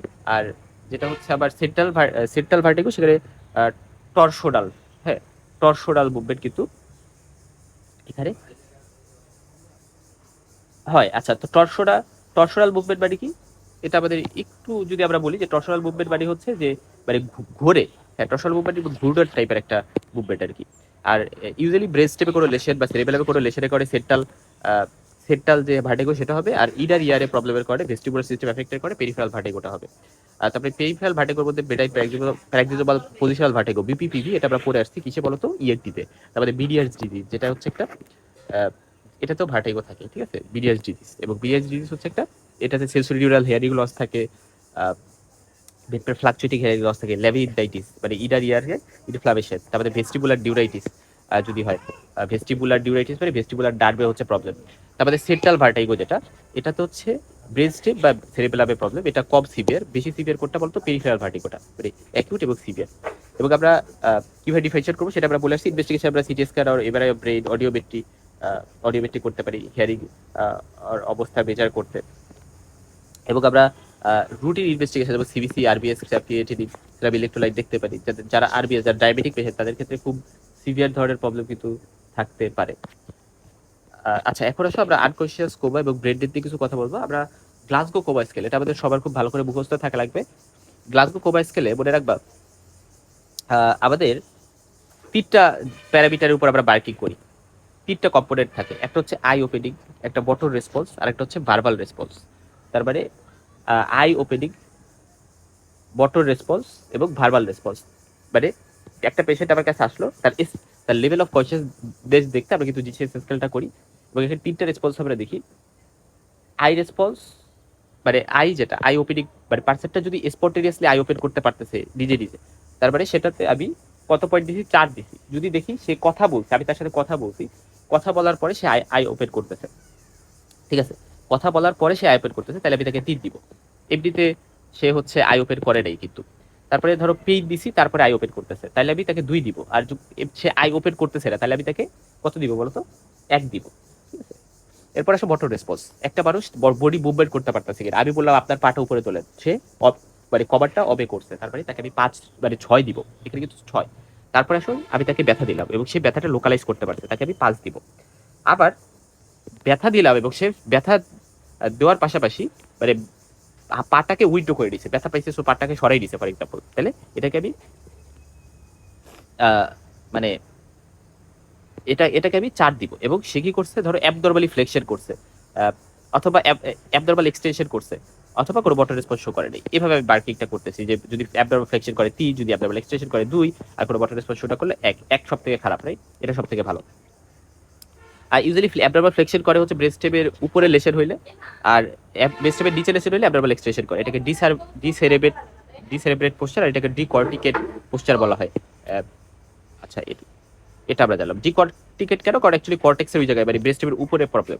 আর ডিসেরিব্রেট মানে সেরিব্রামের মানে নিচে, ওভারঅল কথা এটা এইভাবে একটু বলে রাখতে পারো। এবার সব ভার্বাল রেসপন্সের উপর ডিপেন্ড করে আমরা পয়েন্ট করতেছি। পার্সনটা ওরিয়েন্টেড, সে কথা বলতে পারতেছে, 5 দিব।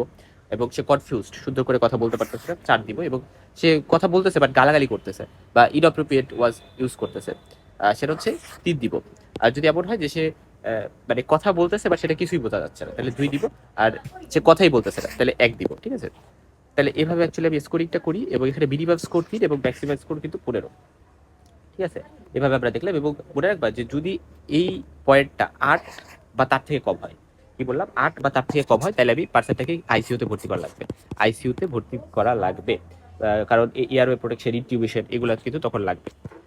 এখন আসলে যে আমরা কোমার কারণ কি কি হতে পারে। কোমা বাড়ি কি? কোমা বাড়ি হচ্ছে আবার একটা টার্ম, যেটা একটা পেশেন্ট যখন এক্সটার্নাল স্টিমুলাইতে রেসপন্স করে না, একেবারে অজ্ঞান হয়ে আসে, এক্ষেত্রে আনকনশিয়াসনেস বা কোমা মানে আনকনশিয়াসনেস আছে, ঠিক আছে, বাট সে কোমায় চলে যাওয়া মানে হচ্ছে সে আনকনশিয়াসনেস হয়ে আছে এবং সে কোনো স্টিমুলাইতে রেসপন্স করতেছে না। এটা মেটাবলিক ডিস্টারবেন্সের কারণে হতে পারে, যেমন ডায়াবেটিস প্যালাইটিসের যে কমপ্লিকেশনগুলো, যেমন হাইপোগ্লাইসিমিয়া কখন হয় ডায়াবেটিসে? যখন কেউ ইনসুলিন দেয়, ইনসুলিন দেওয়ার কারণে দেখা গেলো বেশি ইনসুলিন দিয়ে ফেলছে এবং বেশি গ্লুকোজ কমাই ফেলছে এবং হাইপোগ্লাইসিমিয়া হয়ে গেছে, ফলে সে অজ্ঞান হয়ে যায়, আনকনশিয়াসনেস হয়ে যেতে পারে, কোমায় চলে যেতে পারে। আর কিটোঅ্যাসিডোসিস কি? ডায়াবেটিক কিটোঅ্যাসিডোসিস আমরা বলি, এটার কারণে বা হাইপারসপোলার কোমা হতে পারে, এই সকল কারণে। তারপরে ড্রাগ ওভার ইউজ যদি কেউ করে, স্পেশালি কারণ ইনসুলিন ওভার ইউজ করছে, তাহলে এই প্রবলেমগুলো হবে। বা হাইপোড্যাকটিমিয়া হইলেও কিন্তু পার্সেন্টটা আনকনশিয়াস হয়ে যায়, হাইপোড্যাকটিমিয়া, রাইট? সোডিয়াম কমে গেছে বডিতে। ইউরিমিয়া, ইউজুয়ালি রেনাল ফেলিওরে দেখা যায় যে বডিতে ব্লাডে ইউরিয়া বেড়ে গেছে। হেপাটিক ফেলিওর যাদের হয় বা রেসপিরেটরি ফেলিওর যাদের হয়, হাইপোথার্মিয়া, বডি টেম্পারেচার কমে গেলে পার্সেন্ট এরকম হতে পারে, হাইপোথাইরয়েডিজমের কারণে হতে পারে। এবং ভাস্কুলার ডিজিজের মধ্যে কি কি আনকনশিয়াস হওয়ার কারণ আছে? তো তোমাকে যদি জিজ্ঞেস করে আনকনশিয়াস হওয়ার কয়েকটা কারণ বলো, তো তোমার কিন্তু এই কারণগুলো বলতে পারতে হবে। বলতে পারো যে মাথায় বাড়ি দিয়ে অজ্ঞান করে ফেলছে, সেটা একটা কারণ ফর শিওর। বাট তোমার কিছু ডিজিজের, মেটাবলিক ডিজিজের কারণ তোমাকে জানতে চাইলে, তাহলে এগুলো বলতে হবে। ভাস্কুলার কিছু ডিজিজ, যেমন ধরো সাবআরকুলার হেমোরেজ, ইন্টারসেরেব্রাল হেমোরেজ বা ব্রেস্ট ইনফ্রাকশন বা হেমোরেজ বা সেরেব্রাল ভেরাসাইটিস থ্রোম্বোসিস, এই সকল কারণে হতে পারে ভাস্কুলার ডিজিজের মধ্যে। ইনফেকশনের কারণে ব্যারিজাইটিসের কারণে মানুষ অজ্ঞান হতে পারে, encephalitis, cerebral abscess, systemic sepsis যদি থাকে তাহলে অজ্ঞান হতে পারে।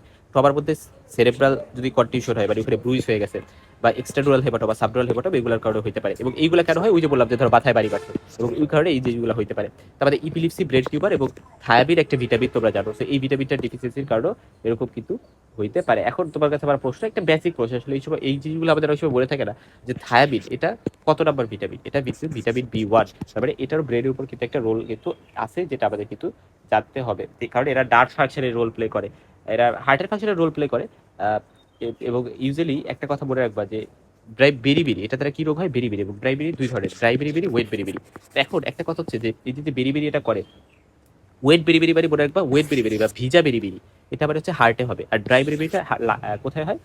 যেটা পেরিফেরাল নিউরোপ্যাথি, আমাদের ব্রেইনকে এফেক্ট করে। পেরিফেরাল নিউরোপ্যাথি বা আমরা বলতে পারি যে আমাদের ব্রেন বা নার্ভাস সিস্টেমের সাথে অ্যাসোসিয়েটেড আর কি। এরপর আসলে যে আমরা কিভাবে একটা আনকনশিয়াস পেশেন্টকে ম্যানেজ করবো, শুরুতেই কনশিয়াস লেভেল গার্লস কোবাস যে দেখে দিতে হবে। তারপরে এয়ারওয়ে প্যাটেন্সি মানে এয়ারওয়ে ব্রিদিং সার্কুলেশন এবিসি যে গাইডলাইন সে অনুযায়ী আবার ব্যারাজ করতে হবে। সার্কুলেশন আমরা পালস ব্লাড প্রেশার এগুলো দেখবো, ব্রিদিং ঠিকঠাক আছে কিনা, এয়ারওয়ে ঠিকঠাক আছে কিনা, ব্রিদিং ঠিকঠাক আছে কিনা এটা আমরা দেখবো। তার রেসপিরেশন কেমন হচ্ছে, চেস্ট মুভমেন্ট কেমন হচ্ছে, এয়ারওয়ে প্যাটেন্সি এয়ারওয়েতে কোনো ব্লকেজ আছে কিনা এয়ারওয়েতে এটা আমরা দেখবো। তার পাশাপাশি পিউপিলটা দেখবো, টেম্পারেচার দেখতে পারি কোনো ট্রমা আছে কিনা, ঠিক আছে।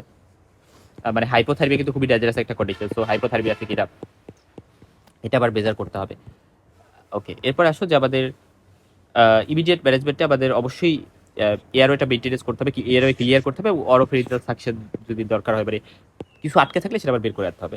এবং ব্রিদিং মেনটেন করতে হবে, আমাদের নেকটা এক্সটেন্ড করে রাখা, ল্যাটারাল পজিশনে রাখা, অক্সিজেন ইনহেলেশন দেওয়া, বাউট টু বাউট ব্রিদিং দরকার হলে দেওয়া, ইনটিউবেশন বা ট্রাকিওস্টমি যদি দরকার হয় সেই অনুযায়ী দেওয়া, সার্কুলেশন মেনটেন্স করা। মানে ওভারঅল কথা ইমিডিয়েট ম্যানেজমেন্ট বা রিসাসিটেশনের যে প্রসিজারগুলো সেগুলো করতে হবে, ইন্টারভিটাস চ্যানেল ওপেন করা এবং নর্মাল স্যালাইন দেওয়া, এবং যদি দরকার হয় আর কি, আর যদি কার্ডিওপালমোনারি রিসাসিটেশন দরকার হয় সিপিআর সেটাও দিতে হবে। আর তারপরে আসলে ফিডিংয়ের ক্ষেত্রে আমরা ড্যাজোগেস্ট্রিক ফিডিং দিতে পারি, যে 200 ml 2 ঘন্টা পর পর। স্কিনের কেয়ার করতে হবে, যেমন ধরো পোস্টার চেঞ্জ করতে হবে 2 ঘন্টা পর পর। কারণ যারা আনকনশিয়াস পেশেন্ট থাকে এদের ক্ষেত্রে বড় প্রবলেম কি জানো?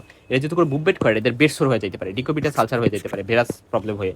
এবং এরপরে কি হতে পারে? আয়ের কেয়ার করতে হবে, কারণ অ্যান্টিবায়োটিক আই ড্রপ 4 থেকে 6 ঘন্টা পর পর দিতে পারি। তারপরে ব্লাডারের কেয়ার করতে হবে, ক্যাথেটারাইজেশন করতে পারি স্টেরাইল প্রসিজারে। তারপরে বায়োল মানে কনস্টিপেশন প্রিভেন্ট করতে হবে। আবার oral cavity antifungal oral gel দেওয়া যেতে পারে, ওরাল ক্যাভিটি যদি কোনো প্রবলেম থাকে। এবং ইনফেকশন কন্ট্রোল করতে আইভি বরস্পেক্টাম অ্যান্টিবায়োটিক দিতে পারি আমরা।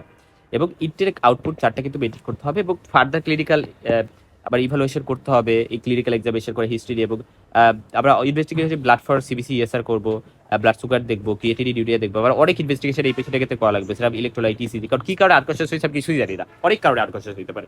চেস্ট এক্সরে করবো, সিটি স্ক্যান এবারে, মানে সব ইনভেস্টিগেশনগুলো সিএসএফ স্টাডিও করবো, জাস্ট এটাও করতেছি। তারপরে কি রোগটার কারণে সে আনকনশিয়াস হয়েছে সেটা অনুযায়ী আমি তাকে স্পেসিফিক ট্রিটমেন্ট কিন্তু দিলাম। তারপরে দেখো এখানে নিউট্রিশনাল সাপোর্ট একটা হসপিটালাইজ আনকনশিয়াস পেশেন্টকে যখন আমি দিব তখন আমি কি দিতেছি?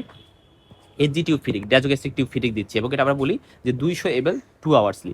এবং ফলে আমি 24 ঘন্টায় 10 বার দিই, ইউজুয়ালি 24 ঘন্টায় 10 বার এর মতো ফিডিং দেওয়া হয়। এবং আমরা কি ফুড দিই? ইউজুয়ালি মিল্ক, দুধ বা সফট ব্লেন্ডেড রাইস আমরা দিতে পারি।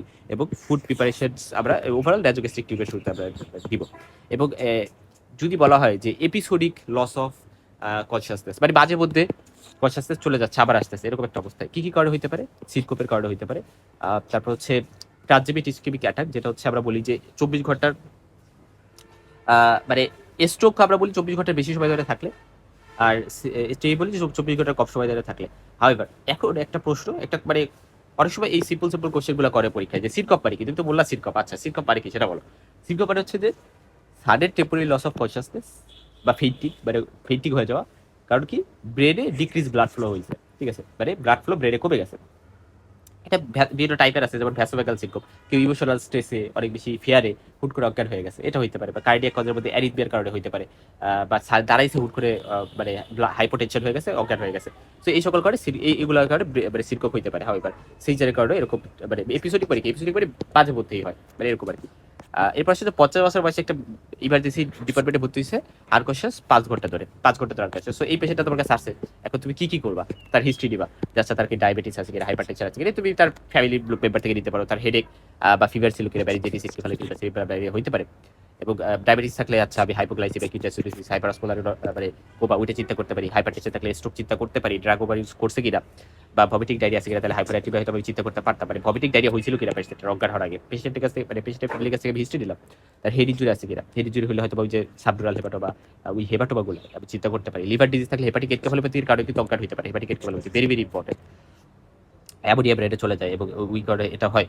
আমরা হেপাটোলজিতে পড়ে আসছি রেনাল ডিজিজের মধ্যে ইউরেবিক এনকেফালোপ্যাথি, ইউরেবিয়ার কারণেও কিন্তু মানে ইউরেবিয়া যেটা মানে ইউরিয়া যদি ব্লাডে বেড়ে যায় সেটা কারণে এনকেফালোপ্যাথি হতে পারে। থাইরয়েড ডিজঅর্ডারে যেমন বিগজোনিবাকোমা মানে হাইপোথাইরয়েডিজমের কারণে কিন্তু এরকম হতে পারে। এবং রেসপিরেটরি ফেলিওর কারণে হতে পারে।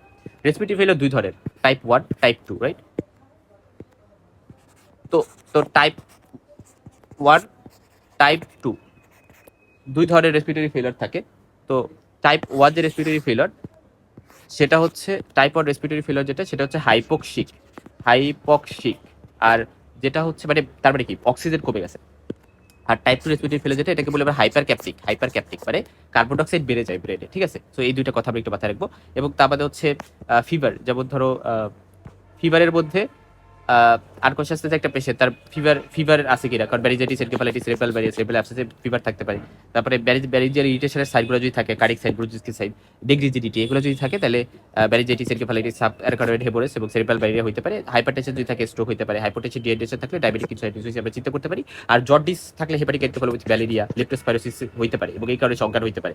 ওয়ার পেরিফেরি, বাউন্ডিং পালস, তারপরে হয়তো বা তার মানে হাইপার ক্যাপনি আছে, এগুলা মনে রাখবা। ওয়ার পেরিফেরি মানে হাত পা এগুলা আঙুলগুলো গরম গরম এবং পাঁচগুলা খুব বেশি জোরে জোরে পাচ্ছি আমি, তাহলে সেটা টাইপ 2 রেসপিরেটরি ফেলার, যেটা হাইপার ক্যাপটিক রেসপিরেটরি ফেলার। ফ্লাপিং টেবর, এটা লিভার ফেলার বা হেপাটিক এনকেফালোপ্যাথি, এই সকল ক্ষেত্রে আমরা পাই থাকি।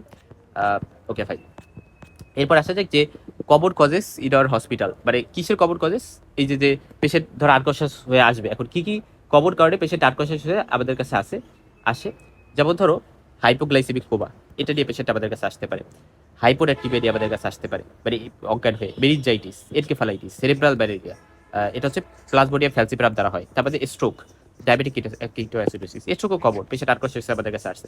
তো এই সকল কারণগুলো আমাদের মাথায় রাখতে হবে, কারণ আমরা যখন ইন্টার্নশিপে যাবো আমরা কিন্তু এই জিনিসগুলো খুব কমনলি পাবো। আফটার ইমিডিয়েট রিসাসিটেশন আমরা ইমিডিয়েট ভাইটাল ম্যানেজমেন্ট করে আমরা ডায়াগনোসিস অনুযায়ী ম্যানেজমেন্ট করবো। সো এটা হচ্ছে ম্যানেজমেন্ট প্রোটোকল। ফার্স্টে অ্যাসেসমেন্ট করে তারপর তো ইনিশিয়াল ম্যানেজমেন্টটা দিব।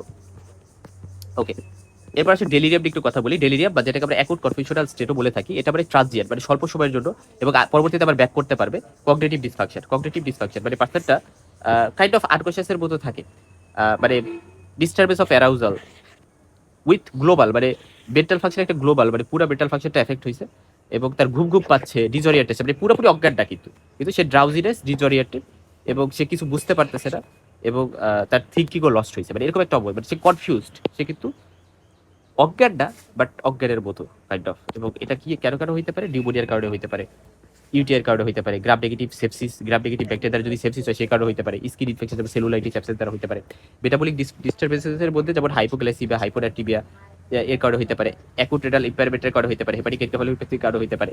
আর টক্সিক ইনসাল্টের মধ্যে ভেরি ভেরি ইম্পর্টেন্ট যেটা যে anticholinergic drug, digoxin, opioid, psychotropics drugs বা হাইড্রোস কর্টিকোস্টেরয়েড যদি কেউ নেয় সেটার কারণে কিন্তু এরকম ডেলিরিয়াম হয়ে যাইতেই পারে।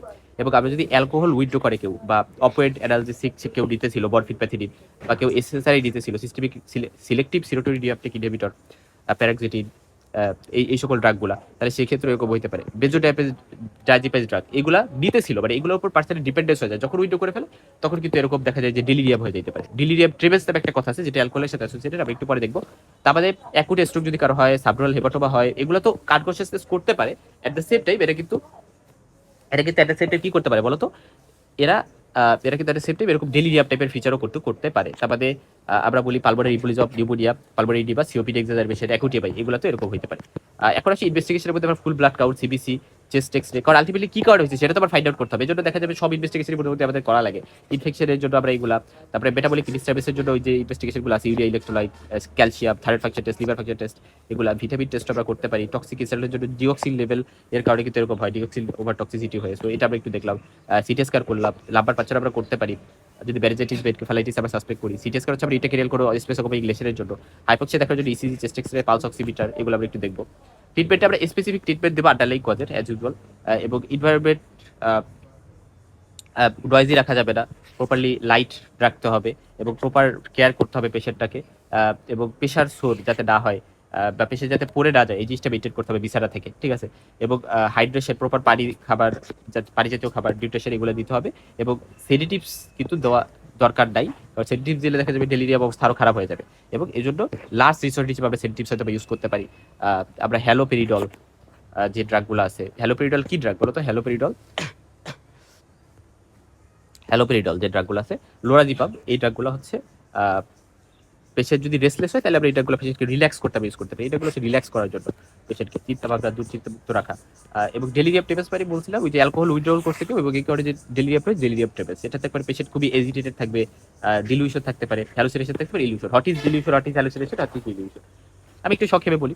হ্যালোসিনেশন মানে এমন একটা জিনিস যেটা এক্সিস্টই করে না। যেমন ধরো সে একটা মানুষকে দেখতেছে, ওই মানুষটা আসলে এখানে নাই, মানে ভিজুয়াল হ্যালোসিনেশন, ঠিক আছে, মানে যেটা এক্সিস্টই করে না। আর ইলিউশন মানে হচ্ছে সে ধরো একটা কলমে একটা সাপ ভাবতেছে, ঠিক আছে, মানে প্রকৃত একটা জিনিসকে সে উল্টা একটা জিনিস ভাবতেছে। ডিলিউশন মানে হচ্ছে সে, তাকে বলা হইলো যে সে হচ্ছে, তাকে বলা মানে সে বলতেছে সে রাজা, সে জানে সে, মানে এটা এস্টাবলিশ যে সে রাজা না, বাট সে নিজেকে রাজাই মনে করে, মানে এস্টাবলিশ থাকা সত্ত্বেও সে রাজাই মনে করে, এটা ডিলিউশন, ঠিক আছে। মানে এরকম কয়েকটা কথা যেটা আমরা সাইকাট্রিতে পড়বো। এবং ডেলিরিয়াম ওল্ড এজে কি কি কারণে হতে পারে, কয়েকটা ইম্পর্টেন্ট কারণ, স্ট্রোকের কারণে, হাইপোগ্লাইসেমিয়ার কারণে, হাইপোনাট্রিমিয়ার কারণে। দেখো এগুলো কিন্তু আনকনশিয়াসনেসেরও কারণ, বাট এগুলো ডেলিরিয়ামও করতে পারে, অ্যাকুট এবাইতে হইতে পারে।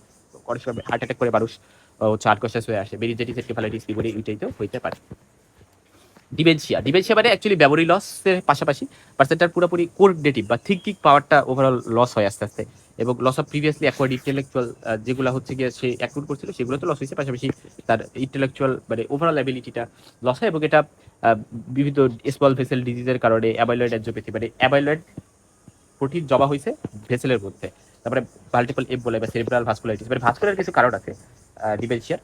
তা বাদে ডিজেনারেটিভ বা বয়স বাড়ার সাথে সাথে স্পেশালি যাদের আলজাইমার্স ডিজিজ থাকে, হান্টিংটন ডিজিজ নামে একটা ডিজিজ আছে, ওইটা যাদের থাকে, উইলসন ডিজিজ যেটা হচ্ছে লিভারের লিভার রিলেটেড একটা বিষয়, যে কপার ডিপোজিশন হয় বিভিন্ন জায়গায়, এটা লিভারে বেশি হয়, বাট তা বাদে এটা ব্রেইনেও হইতে পারে।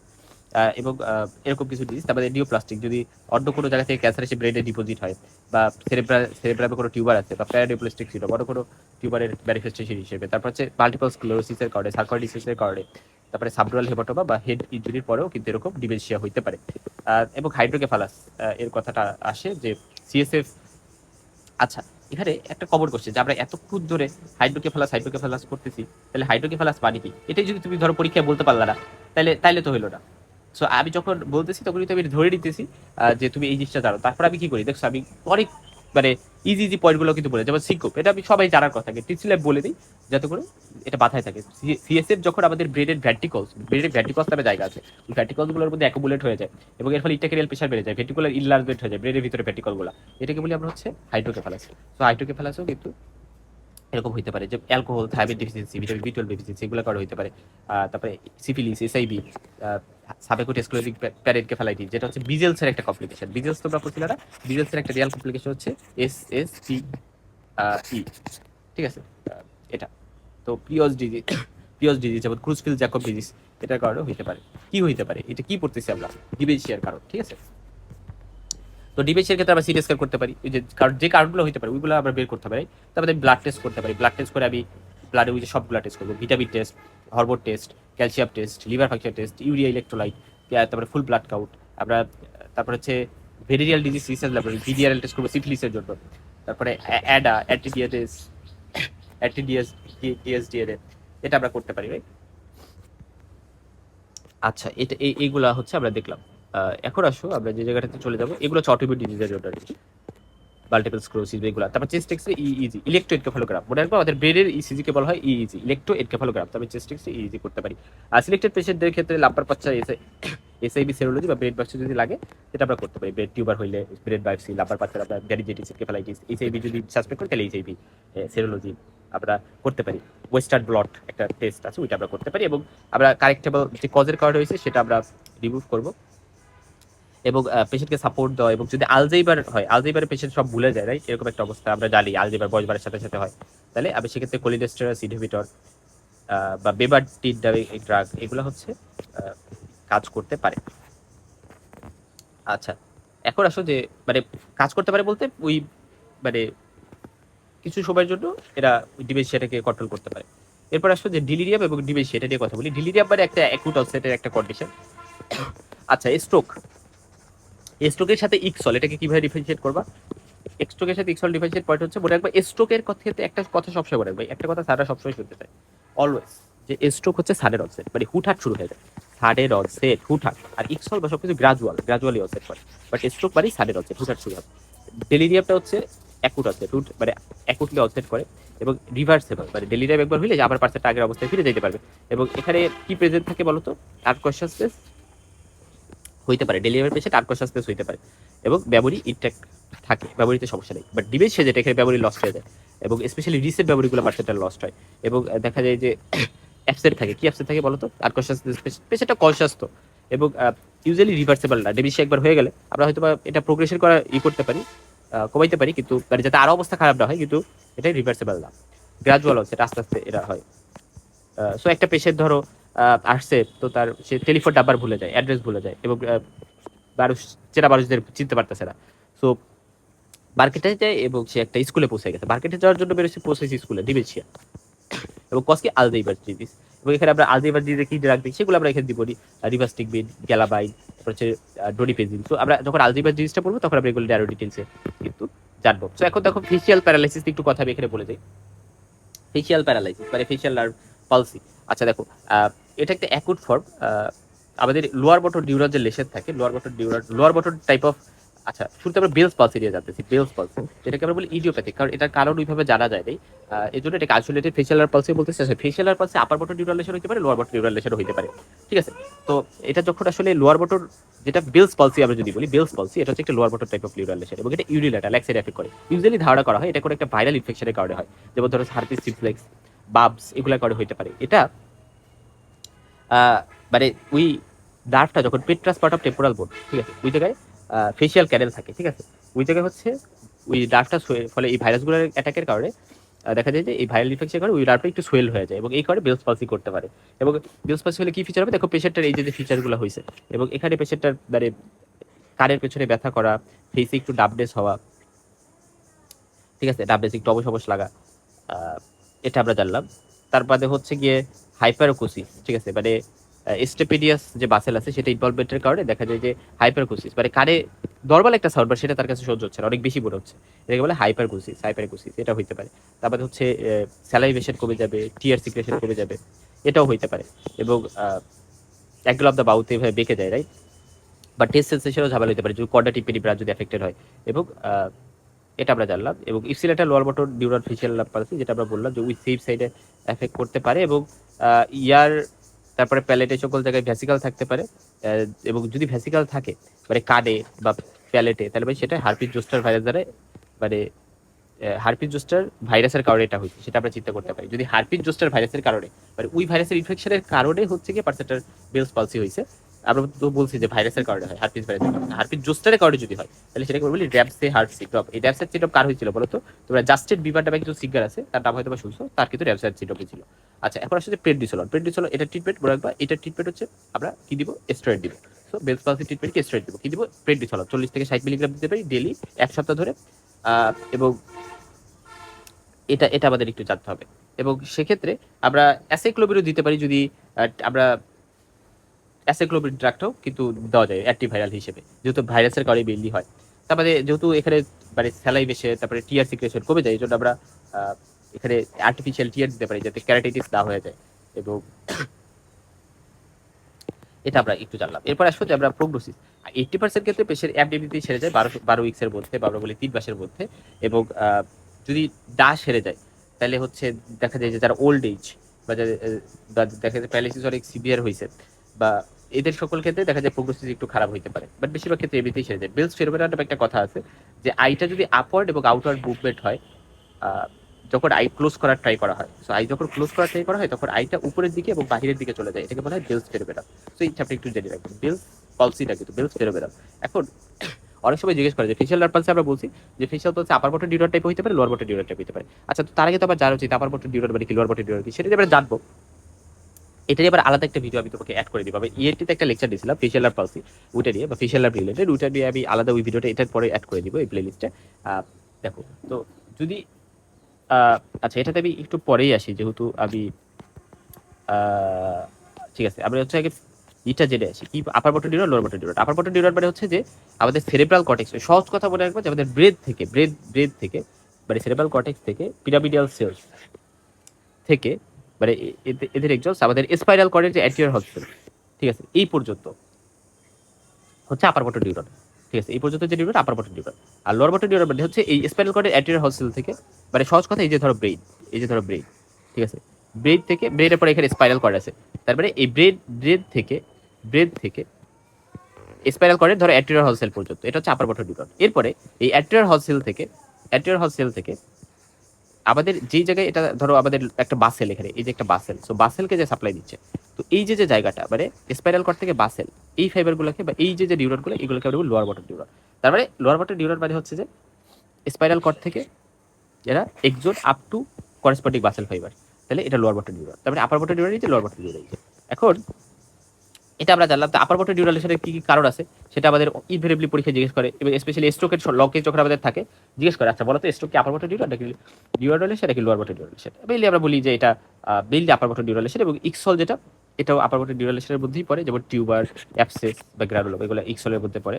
তারপরে মাল্টিপল স্ক্লেরোসিস একটা আপার বটম নিউরালেশনের মধ্যে পড়ে। তারপরে স্পাইনাল কর্ড ডিজিজ যেমন ট্রান্সভার্স প্যারালাইটিস, টিউবারকুলোসিস, যদি টিউবারকুলোসিস অফ স্পাইন এটাকে আমরা বলি পর্স ডিজিজ, বা ট্রবা এক্সট্রাডুয়াল স্পেশালি কোনো ট্রবা বা টিউবার বা ইন্টারভার্টিবাল ডিসপ্লাস এপিডুয়ালাইসিস সেগুলো কিন্তু আপার বটম নিউরালেশনের মধ্যে পড়ে।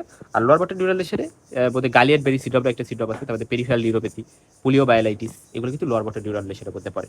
তো লোয়ার বটম নিউরালেশনের কারণ কি কি এটা যদি তোমাকে জিজ্ঞেস করে তাহলে বলতে পারবা না, যে জিবিএস বা গালিয়ান বেরি সিড্রম, পেরিফেরাল নিউরোপ্যাথি, পোলিওমায়ালাইটিস। বাট এখন কিন্তু কোনো নিউ কেস পাওয়া যায় না, পোলিওমায়ালাইটিস আমাদের দেশে ইরাডিকেট হয়ে গেছে। তারপরে প্রোগ্রেসিভ ভাস্কুলার অ্যাট্রফি, হ্যাঁ এটাও কিন্তু এটা হইতে পারে। প্রোগ্রেসিভ ভাস্কুলার অ্যাট্রফি হচ্ছে এক ধরনের বটম নিউরন ডিজিজ, যেটা আমাদের লোয়ার বটম নিউরনকে শুধু এফেক্ট করতেছে। বটম নিউরন ডিজিজ আবার একটি ডিজিজ যেটা আপার bottom neuron lower bottom neuron দুইটাকে এফেক্ট করতে পারে, বটম নিউরন ডিজিজ, ঠিক আছে। বাট এটা কি আমাদের লোয়ার বটম নিউরনকে শুধু এফেক্ট যখন করে, সেটাই ভ্যারাইটিটার নাম হচ্ছে progressive vascular atrophy.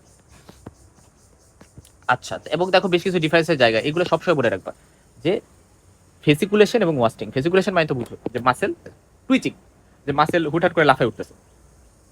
Are wasting মানে মাসেল বাল্ক কম, অনেক কম, মাসেল নাই। তাহলে আপার মোটর নিউরালেশন এগুলো অ্যাবসেন্ট থাকে, বাট লোয়ার মোটর নিউরালেশন এগুলো প্রেজেন্ট থাকতে পারে। মাসেল টোন, টোন হচ্ছে মনে রাখবা আপার মোটর নিউরালেশনে সবকিছু বেশি, আপার যেহেতু সবকিছু বেশি, রাইট। তার মানে কি যে দেখো হাইপারটোনিক মানে টোন হাইপারটোনিক হবে, মানে অনেক বেশি টোন থাকবে, অনেক বেশি শক্ত। মানে জয়েন্টগুলো যখন আমি মুভ করবো মনে হবে আমি বাধা পাচ্ছি, ভালোই টোন আছে। তারপরে সবকিছু বেশি যে রিফ্লেক্সগুলো আছে, ধরো নি জার্ক, অ্যাঙ্কেল জার্ক, সবকিছু এক্সাজারেটেড হবে, বেশি বেশি থাকবে, ভারী দিলেই জার্ক হয়ে গেছে এরকম একটা অবস্থা। এবং প্লান্টার রেসপন্সও এক্সট্রা মানে এক্সটেন্সর, এভাবে মনে রাখবা যে আপার মোটর নিউরন সব বেশি, ক্লোনাস প্রেজেন্ট থাকতে পারে যেহেতু বেশি সবকিছু। প্যারালাইসিস স্পাস্টিক হয় আপার মোটর নিউরন, মানে স্পাস্টিক কেন মনে রাখবা যে যেহেতু বেশি সবকিছু, তার মানে বেশি শক্তি লাগে, মানে বেশি কন্ট্যাক্টেড হয়ে আছে এরকম একটা অবস্থা। আর লোয়ার মোটর নিউরন উল্টা, যে হাইপোটোনিয়া থাকবে, এবং এখানে দেখা যায় যে আমাদের জার্কগুলা ডিমিনিশড হয় অথবা অ্যাবসেন্ট থাকে, ডিপ রিফ্লেক্সগুলা, সুপারফিশিয়াল রিফ্লেক্সগুলা। তারপরে হচ্ছে এখানে দেখা যায় যে আমাদের প্লান্টার রেসপন্স এখানে ফ্লেক্সর হয়, ঠিক আছে, ফ্লেক্সর হয়, এবং ক্লোনাস এখানে অ্যাবসেন্ট থাকতে পারে। প্যারালাইসিস হইলে এখানে ফ্লাসিড মানে তুলতুলে টাইপের প্যারালাইসিস, মানে রিল্যাক্স করে আছে।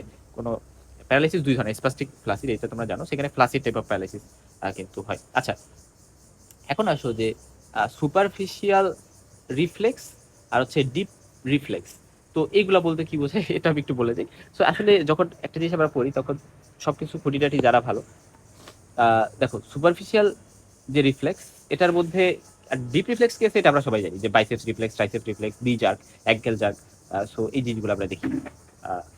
আচ্ছা, নি জার্ককে প্যাটেলার রিফ্লেক্স আর হচ্ছে অ্যাঙ্কেল জার্ককে অ্যাক্রিলিস রিফ্লেক্সও বলা হয়।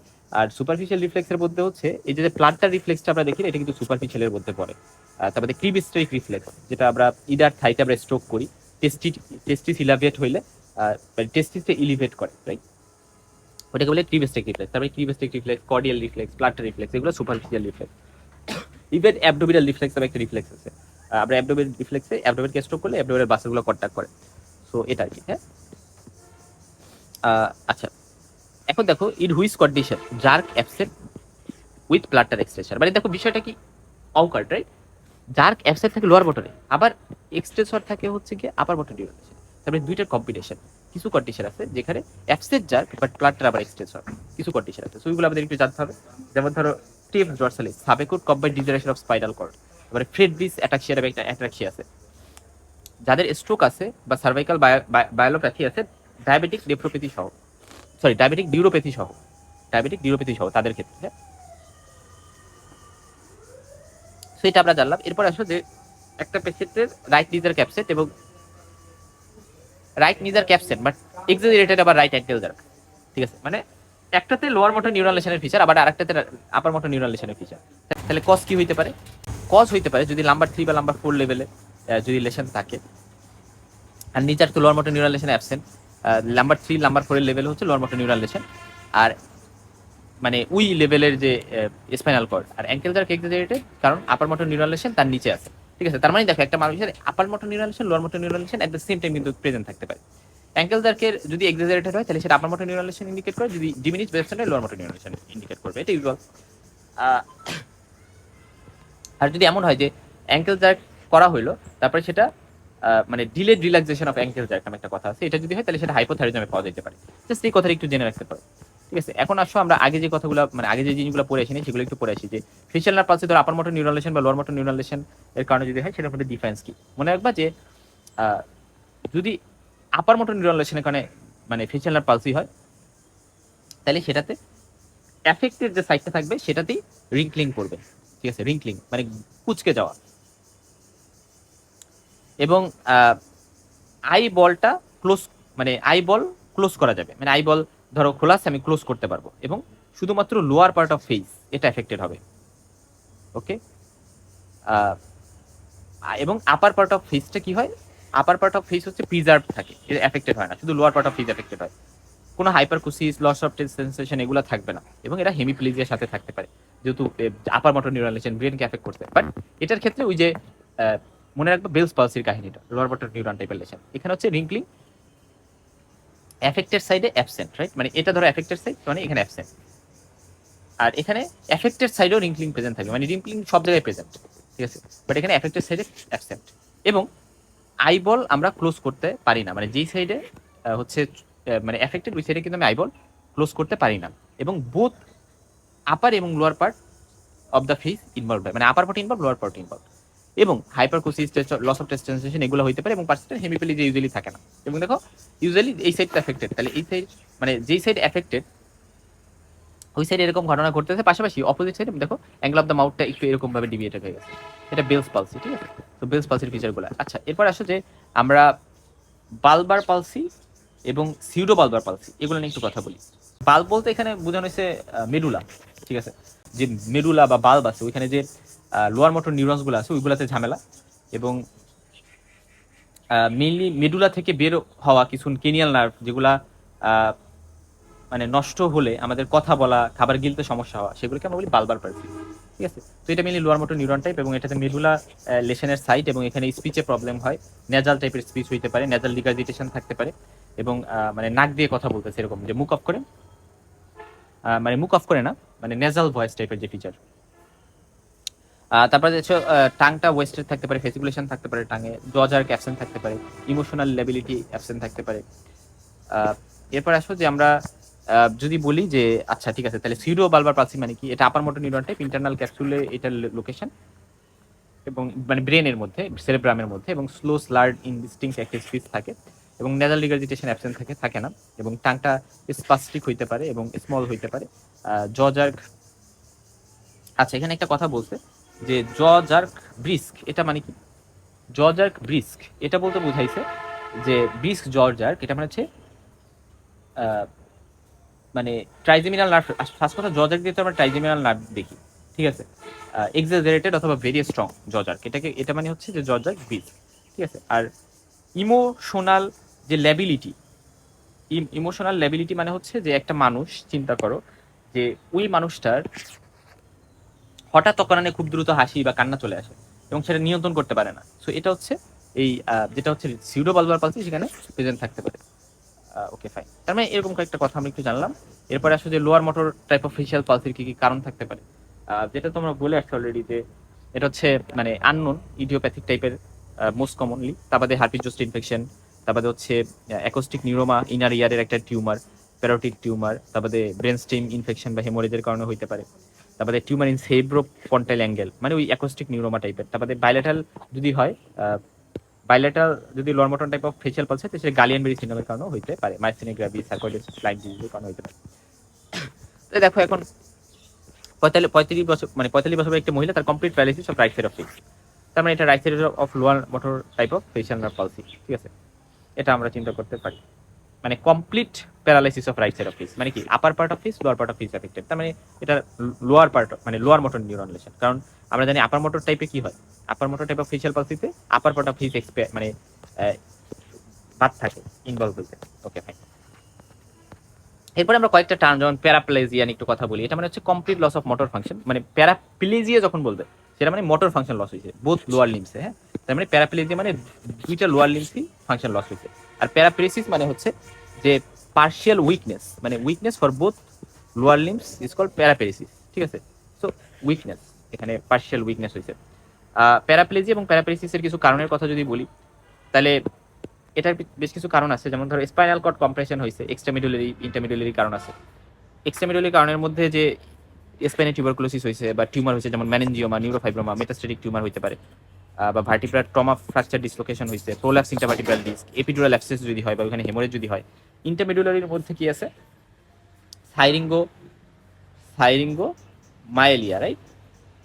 এই টার্মটা, এই যে সাইরিঙ্গো মায়েলিয়া, এটা আমরা অবজ্ঞানিতে পড়ে আসছি। এটা এমন একটা কন্ডিশন যেখানে দেখা যায় যে ফ্লুইড ফিল্ড ক্যাভিটি, এটা দেখা যায় যে স্পাইনাল কর্ডের মধ্যে ফ্লুইড ফিল্ড ক্যাভিটি থাকে এবং এটা সারাউন্ডিং নার্ভ ফাইবারগুলোকে ড্যামেজ করে ফেলে। ওকে, এরপর আসলে যে ইন্টারমিডুলারি যদি টিউমার হয়, এপিনডাইমোমা, গ্লিওমা, এগুলা স্পাইনাল কর্ডে যদি অ্যাবসেস হয়। আর নন কম্প্রেসিভ মানে এগুলো কম্প্রেস করতেছে, আলটিমেটলি স্পাইনাল কর্ডকে কম্প্রেস করতেছে এবং এই কারণে স্পাস্টিক টাইপ অফ প্যারাপ্লেজিয়া হচ্ছে। আর নন কম্প্রেসিভের মধ্যে acute transverse myelitis, multiple sclerosis, motor neuron disease, তারপরে সাবেকোট কম্বাইন্ড ডিজেনারেশন যেটা ভিটামিন বি12 ডেফিসিয়েন্সির কারণে হয়, বা রেডিয়েশন মায়োলোপ্যাথির কারণে হতে পারে। ঠিক আছে, ওকে। তারপরে আসলে যে ফ্লাসিড টাইপ অফ প্যারাপ্লেজিয়ার কারণ এগুলো আমরা স্পাস্টিক পড়ছি, কিছু কম্প্রেসিভ কিছু নন কম্প্রেসিভ। ফ্লাসিডের কারণ হচ্ছে Guillain Barre syndrome, peripheral neuropathy, hypokalaemia বা hyperkalaemia, myopathy, poliomyelitis, radiculopathy, tabes dorsalis, cauda equina syndrome, myasthenia gravis, Lambert Eaton syndrome. So এই জিনিসগুলো আমরা মাইস্থিনিয়া গ্রেভিস, ল্যাম্বার্ট-টেটন সিনড্রোম এগুলো ফিজিওলজিতে, তারপরে ফার্মাকোলজিতে এই সকল জায়গায় পড়ে আসছি। আচ্ছা, টেজ ডরসালিস মানে কি? এটা মানে কি টিপস ডরসালিস? এটা মানে হচ্ছে আমার একটা একটা আমরা বলি যে সিফিলিসের একটা লেট কমপ্লিকেশন। এটা আমাদের স্পাইনাল কর্ডের পোস্টিও কলাম, তারপরে dorsal root of spinal cord, এগুলোকে আমরা এফেক্ট করে। এটা আমরা একটু just জানলাম যে সিফিলিসের পোস্টিও কলাম এবং ডরসাল রুটকে এফেক্ট করে, এবং এটা ভাইব্রেশন সেন্স, তারপরে পজিশন সেন্স বা প্রোপ্রিওসেপশন এগুলোকে ড্যামেজ করে। ফলে sensory ataxia, vibration, position sense বুঝতে না পারা, ব্লাডার কিছু প্রবলেম এগুলো করতে পারে। প্যারাপ্লেজিয়ার মাঝে মাঝে যদি সাডেন অনসেট হয় তাহলে মেইনলি ভাস্কুলার বা ট্রমার কারণে হয়তো বা হয়েছে। অ্যাকুট অনসেট হলে পোলিওমাইলাইটিস বা গাইলেনবেরি সিনড্রোমের কারণে হয়তো বা হয়েছে। আর গ্রাজুয়াল অনসেট যদি হয় তাহলে হচ্ছে গিয়ে, যেমন ধরো এই যে ভাস্কুলার বলতে স্ট্রোকের কারণে হতে পারে ওভার মিনিটস, আর ফিউ ডেজ থেকে ফিউ উইক্সে ডেভেলপ করলে পোলিওমাইলাইটিস বা জিবিএস। আর যদি গ্রাজুয়াল অনসেট হয় তার মানে সেটা হয়তো বা ইক্সলের কারণে বা নিওপ্লাস্টিক অরিজিন বা টিউবারকুলোসিসের কারণে হয়তো বা হয়েছে। সো উইকনেস হবে ওই লিম্বের, স্লোলি বা র্যাপিডলি প্রোগ্রেস করতে পারে, এবং ফাংশনাল ডিফিসিট, যেমন ধরো যদি lower motor type of lesion হয় তাহলে at the level of the lesion motor problem, এবং upper motor type of lesion হলে below the level of the lesion, এবং sensory pain, touch, temperature of the opposite side হচ্ছে affected হবে, vibration, joint position, fine touch এগুলো কিন্তু affected হবে, এবং bladder boil involvement হতে পারে, রিটেনশন অফ ইউরিন, কনস্টিপেশন এগুলো হতে পারে। সো এগুলো আমরা জানলাম। এরপর আসো যে জেনারেল ম্যানেজমেন্টকে, আমরা পেশেন্টকে রেগুলার ডায়েট দিব, adequate protein, vegetables, low fat থাকবে, carbohydrate with adequate fibre, fruits, salt এগুলো থাকবে, এবং আমরা পোস্টার পেশেন্টকে চেঞ্জ করতে পারবো। পোস্টার চেঞ্জ অনেক ইম্পর্টেন্ট আসলে এই সকল পেশেন্টদের ক্ষেত্রে, কারণ তাদের যাতে প্রেশার সোন না হয়ে যায়। 2 ঘন্টার পর পর পোস্টার চেঞ্জ করবে, এবং স্কিন ড্রাই ক্লিন রাখবে, এবং ব্লাডার কেয়ার করতে হবে, ক্যাথেটারাইজেশন লাগলে করা, ফ্লুইড ইনটেক করা, ইন্টারমিডিয়েট ক্যাথেটারাইজেশন করা আর কি, এবং ইউটিআই থাকলে সেটা ট্রিটমেন্ট করা, বায়োলেট কেয়ার করতে হবে, কনস্টিপেশন যাতে না হয়, ফিজিওথেরাপি রেগুলার দিতে হবে, এবং কজ কনফার্ম করার পরে আমরা কজের ট্রিটমেন্ট করব।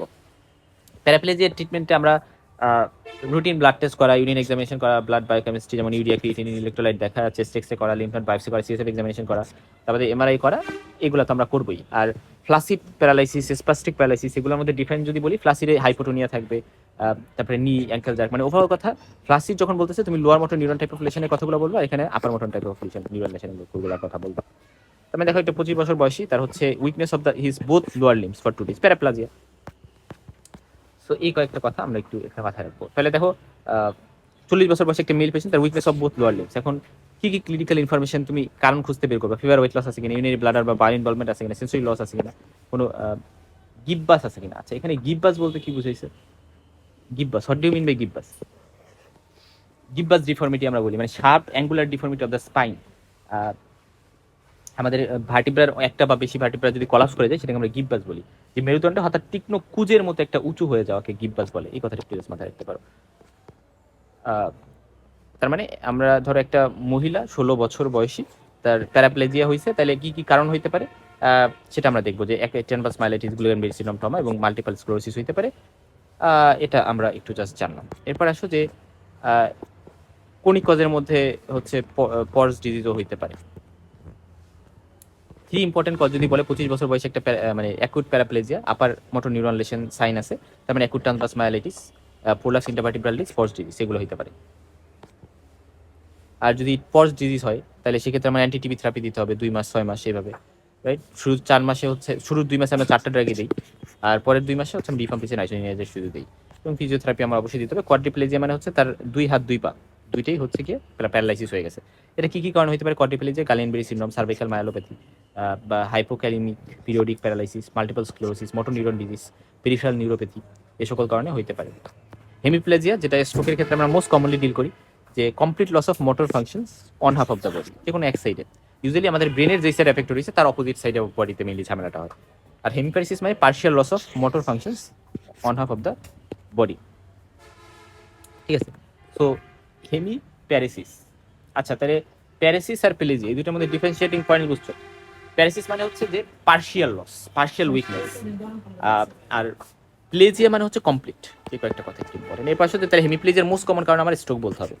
স্ট্রোকে মোস্ট কমনলি হেমিপ্লেজিয়া হয়, এবং ট্রানজিয়েন্ট ইসকেমিক অ্যাটাক যেটা টিআইএ, এটা তো হইতে পারে। ব্রেন বা সাবডুরাল হেমাটোমা, মানে ব্রেনে টমা হইলে বা সাবডুরাল হেমাটোমা হইলে, ব্রেনে টিউমার হইলে, ব্রেন ইনফেকশন হইলে, brain access meningitis, encephalitis, tuberculosis, এগুলো হইলে। তারপরে ডিমাইলিনেটিং যে ডিসঅর্ডার, অর্থাৎ আমরা জানি মাল্টিপল স্ক্লেরোসিস, এটাতে মাইলিন চিতের বিরুদ্ধে অ্যান্টিবডি তৈরি এবং মাইলিন চিতগুলোকে ধ্বংস করে দেয়। সো এই কন্ডিশনটাতে এরকম হইতে পারে। ফাংশনালের মধ্যে যেমন হিস্টেরিয়া একটা কন্ডিশন আছে, হিস্টেরিয়া রাইট? হিস্টেরিয়াতেও কিন্তু এরকম হইতে পারে। So what do mean by hysteria? Hysteria মানে হচ্ছে যে, লক্ষ্য করো, আমাদের একটা মানে মানে এটাকে বলে কনভার্সন ডিসঅর্ডার।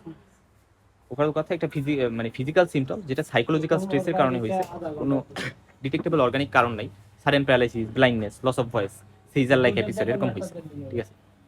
মানসিক চাপ, ইমোশনাল স্ট্রেসের কারণে এরকম হয়। হেমিপ্লেজিয়াতে আমরা সিটি স্ক্যান করি। তোমরা ওয়ার্ডে গেলে দেখবে স্ট্রোকের পেশেন্টে সিটি স্ক্যান করা আছে। সিটি স্ক্যানই ভালো কাজ করে আসলে। তারপরে ইসকেমিক স্ট্রোকের ক্ষেত্রে স্পেশালি সিটি স্ক্যান ডায়াগনোসিসের জন্য সিটি স্ক্যান ভালো। ইসকেমিক স্ট্রোক, হিমোলজিকের জন্য এমআরআই লাগতে পারে। আবার ইসিজি করতে পারি আমরা, যে হার্টের কোনো মানে অ্যাবনর্মালিটি, ডপলার স্টাডি করতে পারি, কার্টিন ভেসেলগুলো, ক্যারোটিড অ্যানজিওগ্রাফি করতে পারি, এবং রিস্ক ফ্যাক্টরগুলোর জন্য আমরা ব্লাড কাউন্ট, লিপিড প্রোফাইল, কারণ আমাদের হাইপারটেনশন, ডায়াবেটিস মেলাইটাস, হাইপারলিপিডিমিয়া, এগুলো রিস্ক ফ্যাক্টর। Okay fine. এবং সাডেন অনসেট হবে, খুব ইম্পর্টেন্ট সাডেন অনসেট। এটা সাডেন অনসেট যদি বলে মাস্ট স্ট্রোক। আদার পসিবিলিটিস হতে পারে transient ischaemic attack, multiple sclerosis, intracranial space occupying, সেগুলো ডিডির মধ্যে পড়বে। হেমিপ্লেজিক মাইগ্রেনে তো হেমিপ্লেজিয়া হয়, এটা আমরা বলে আসছি। Subdural haematoma.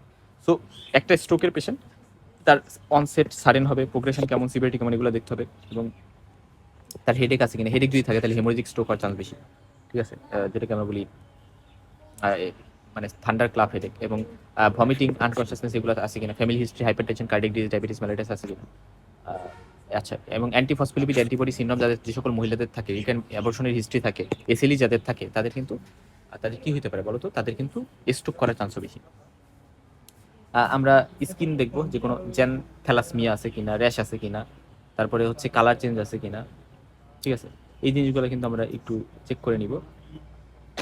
এখানে জেন থ্যালাসমিয়া, জেন থ্যালাসমিয়া বলতে বোঝায় যে ইয়েলোইশ প্লেক লাইক, বা মানে কোলেস্ট্রল ডিপোজিট আইলিডের ওইখানে অ্যাপিয়ার করে, এটাকে জেন থ্যালাসমিয়া বলে। প্রেশার ইনজুরি আছে কিনা, তারপরে আর্কাস সেনাইলিস আছে কিনা। হ্যাঁ, এটা চোখে পাওয়া যায় আর্কাস সেনাইলিস। এটা কোলেস্ট্রল ডিপোজিট, ফ্যাট ডিপোজিটের কারণে আইতে আমরা পাইতে পারি আর্কাস সেনাইলিস। ডায়াবেটিক বা হাইপারটেনসিভ রেটিনোপ্যাথি, রেটিনাল ইনবোলাই আছে কিনা, হার্ট রিদম, অ্যাট্রিয়াল ফিব্রিলেশন আছে কিনা, রেসপিরেটরি পালমোনারি ইডিমা, অ্যাসপিরেশন, এগুলো আছে কিনা, পালপেবল ইউরিনারি ব্লাডার, ইউরিনারি কিডনিতে প্রবলেম আছে কিনা, কোনো ইনজুরি আছে কিনা, ঠিক আছে? এই কয়েকটা আমরা একটু মনে রাখবো। আচ্ছা, আমাদের এখানে বেশ কয়েকটা রুট ভ্যালু একটু মনে রাখা লাগে। Root value of tendon reflexes, যেমন ধরো আমাদের ankle, knee jerk, ankle jerk, এগুলো রুট ভ্যালু যদি আমরা একটু মনে রাখতে চাই, তাহলে আমাদের নির হচ্ছে নাম্বার 3, 4 বা এরকম একটা ভ্যালু আমরা বলি। অ্যাঙ্কেল জার্কে আমরা S1 বলি, S1, S2 বা S1 মনে রাখো। আর নি জার্কে নাম্বার 3 বা নাম্বার 4, এগুলো। এরপর আসো যে আমাদের বাইসেপ জার্কে নাম্বার 5, 6, সুপিনিয়র জার্কেও 5, 6, ট্রাইসেপ জার্কে মানে সার্ভাইকাল 7, ফিঙ্গার জার্ক বলার দরকার, মানে ট্রাইসেপ জার্কে 7, C7, আর বাকিগুলো C5, 6। আর এটাতে নাম্বার 3, 4 এবং অ্যাঙ্কেল জার্কে S1 চিন্তা করতে কিন্তু পারো। আচ্ছা, এখন আসো প্লান্টার রেসপন্স যে আমরা দেখি, এটার রুট ভ্যালু কত, তাহলে এটা একটু মানে জানার কুইরি তো থাকে, রাইট? এটার রুট ভ্যালু কত প্লান্টার রেসপন্সে, দেখো উপর থেকে আসো যে নিজারকে যেহেতু মানে লাম্বার, তারপর তো স্যাক্রাল লিজেন্ড আছে, তাহলে মানে নাম্বার 3 4 এটা স্যাক্রাল 1, ঠিক আছে। আর প্লান্টার যেটা ওটাতে নাম্বার 5 স্যাক্রাল 1, এগুলো আমরা একটু চিন্তা করতে পারি যে রুট ভ্যালু হচ্ছে এরকম যে নাম্বার 5 স্যাক্রাল 1, মানে নাম্বার 3 4 তো এখানে গেছে, S1 এখানে গেছে, আর মাঝে যেটা হচ্ছে একেবারে নিচে প্লান্টার রেসপন্স, সুপারফিশিয়াল একটা রেসপন্স, রিফ্লেক্স ওইটাতে এরকম। সিজার মানে কি? সিজার মানে একটা ক্লিনিক্যাল কন্ডিশন যেখানে পেশেন্টের ব্রেনে অ্যাবনর্মাল ইলেকট্রিক্যাল ডিসচার্জ হচ্ছে, এবং ব্রেনে এই যে ডিপোলারাইজেশন অ্যাবনর্মালি ডিসচার্জ হচ্ছে, অনেক বেশি ডিপোলারাইজেশন মানে হাইপার ডিপোলারাইজেশন হয়ে যাচ্ছে ব্রেনে, এবং এই কারণে পেশেন্টটা কাঁপাকাঁপি করতেছে, কাঁপাকাঁপি প্রবলেম, সেইজার, এপিলেপসি, এই দুটা হচ্ছে আমরা জানি। আচ্ছা, এখানে একটা ইম্পর্টেন্ট কথা যে সেইজার ভার্সেস এপিলেপসি কোনটা মানে কি? সিজার ভার্সেস এপিলেপসি এটা মানে দুইটার মধ্যে একটা বেসিক ডিফারেন্স আছে, সেটা কি জানো? বেসিক ডিফারেন্স হচ্ছে যে আচ্ছা সিজার না এপিলেপসি না, মানে কনভালশন আর সেইজার, এই দুটার মধ্যে ডিফারেন্স আছে। কনভালশন আর সেইজার, কনভালশনের ক্ষেত্রে যেটা হয় যে মানে সিজার মানে তো ইলেকট্রিক্যাল মানে এরকম হইতে পারে, এবং সিজার মানে যে এই যে সবসময় যে সে কাঁপাকাঁপি করবে তা না। বাট আমি যখন কনভালশন বলতেছি, কনভালশন মানে সে কাঁপাকাঁপি করবে, মানে মোটর অ্যাকচুয়াল যে তার মুভমেন্টের যে বিষয়টা, যে মোটর বিষয়টা যদি ইনভলভ হয় তাহলে সেটাকে বলি হচ্ছে কনভালশন। আর সিজার মানে সে কাঁপাকাঁপি নাও করতে পারে। এর ইম্পর্টেন্ট সেইজারের বিভিন্ন ক্লাসিফিকেশন আছে, আমরা জেনারেল সেইজার বলি, তারপরে পার্শিয়াল সেইজার বলি, এরকম বেশ কিছু সেইজার আছে। যেমন জেনারেল সেইজার মধ্যে টনিক ক্লোনিক সেইজার এটা কমনলি পাওয়া যায়, অ্যাবসেন্স সেইজার, তারপরে হচ্ছে মায়োক্লোনিক সেইজার, ক্লোনিক সেইজার, ট্রোনিক সেইজার, অ্যাটনিক সেইজার, এগুলো আমরা ফার্মাকোলজিতে পড়েছি। প্রত্যেকটা তুমি সার্চ যদি দাও সুন্দর করে পাওয়া যাবে যে কোনটা মানে কি বোঝায়। ফোকালের মধ্যে simple seizure, complex seizure, simple partial, complex partial, এবং পার্শিয়াল সেইজার ওই সেকেন্ডারি জেনারেলাইজেশন। পার্শিয়াল সেইজার মানে হচ্ছে যে যখন আমাদের কর্টেক্সে, ব্রেনের কর্টেক্সে শুধু একটা পার্টে হচ্ছে নিউরনাল অ্যাক্টিভিটি এরকম হচ্ছে, মানে অ্যাবনর্মাল ডিসচার্জ হচ্ছে, তাহলে সেটাকে পার্শিয়াল সিজার বলতে। জেনারেলাইজ মানে হচ্ছে যে যেটা বোথ হেমিস্ফিয়ারকে ইনভলভ করতেছে, সিনক্রোনাসলি সিমাল্টেনিয়াসলি এফেক্ট করতেছে, এবং এটা জেনারেলাইজ কন্ডিশন।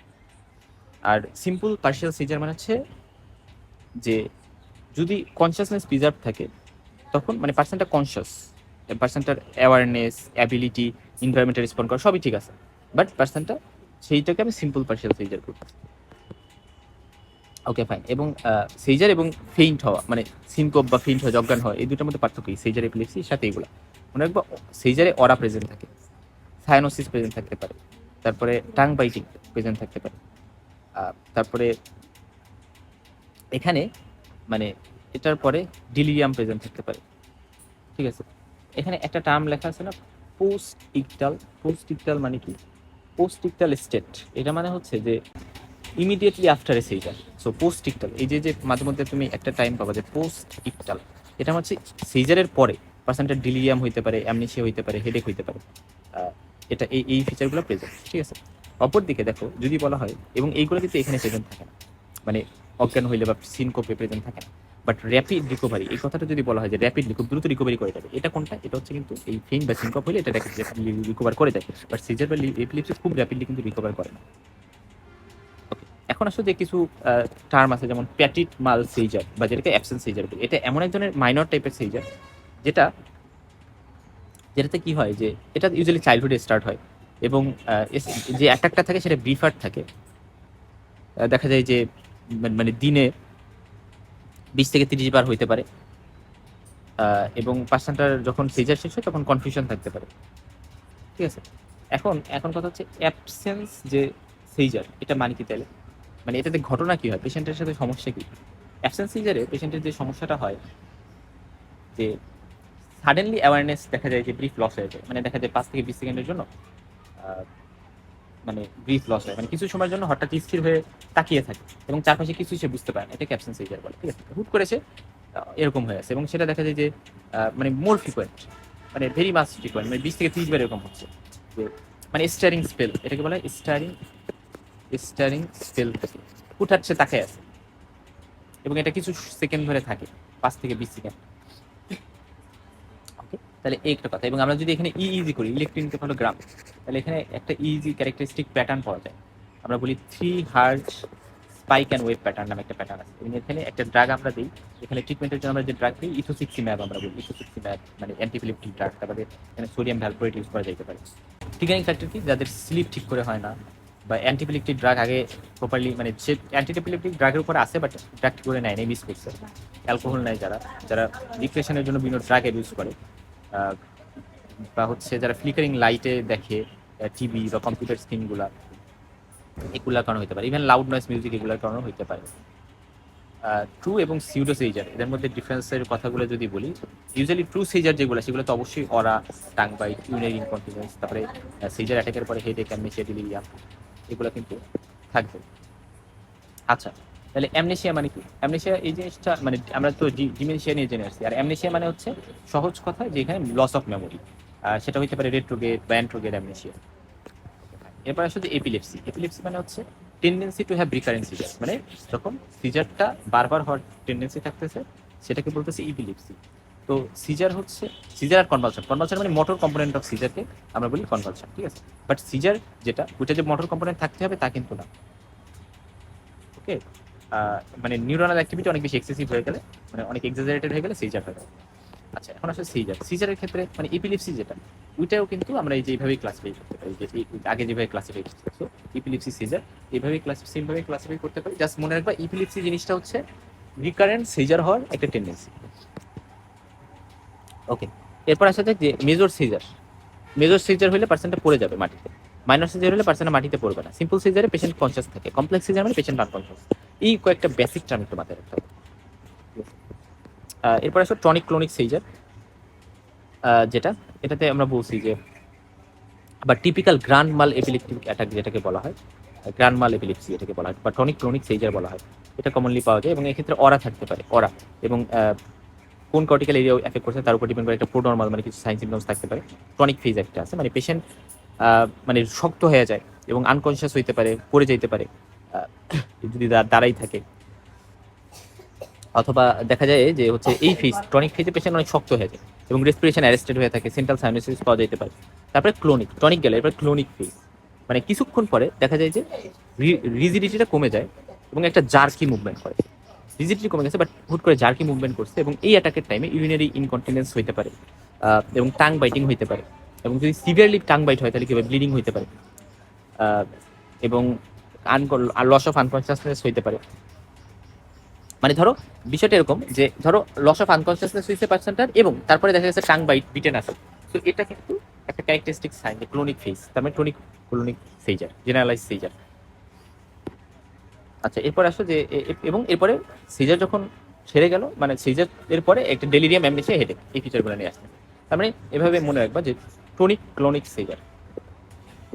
ইনভেস্টিগেশন কি করা হয়, আমরা ইলেকট্রোএনকেফালোগ্রাফি, এই কথাটা জাস্ট মনে রাখবা। তারপরে ট্রিগারিং ফ্যাক্টর বা কজ বুঝতে আমরা সিটি, এমআরআই বা আদার মেটাবলিক টেস্টগুলো বা ইনফ্লামেটরি বা ইনফেক্টিভ ডিসঅর্ডার টেস্টগুলো করতে পারি।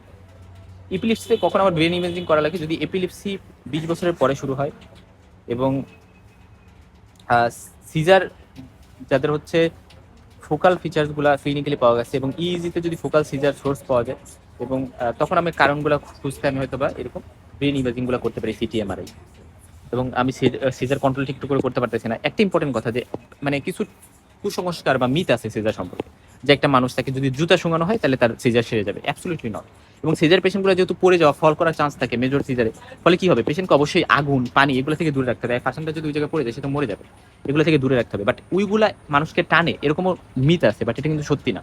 বিষয়টা হচ্ছে যে জুতা শুঙাইলে কিছুই হবে না, ঠিক আছে? জুতা শুঙাইলে কিছুই হবে না, এগুলার কোনো রোল নাই। ওকে, ফাইন। এরপর আসো যে আমি কিভাবে ম্যানেজ করবো এটা জানতে হবে। স্ট্যাটাস লিপটিকাস, এটা কিভাবে ম্যানেজ করবো?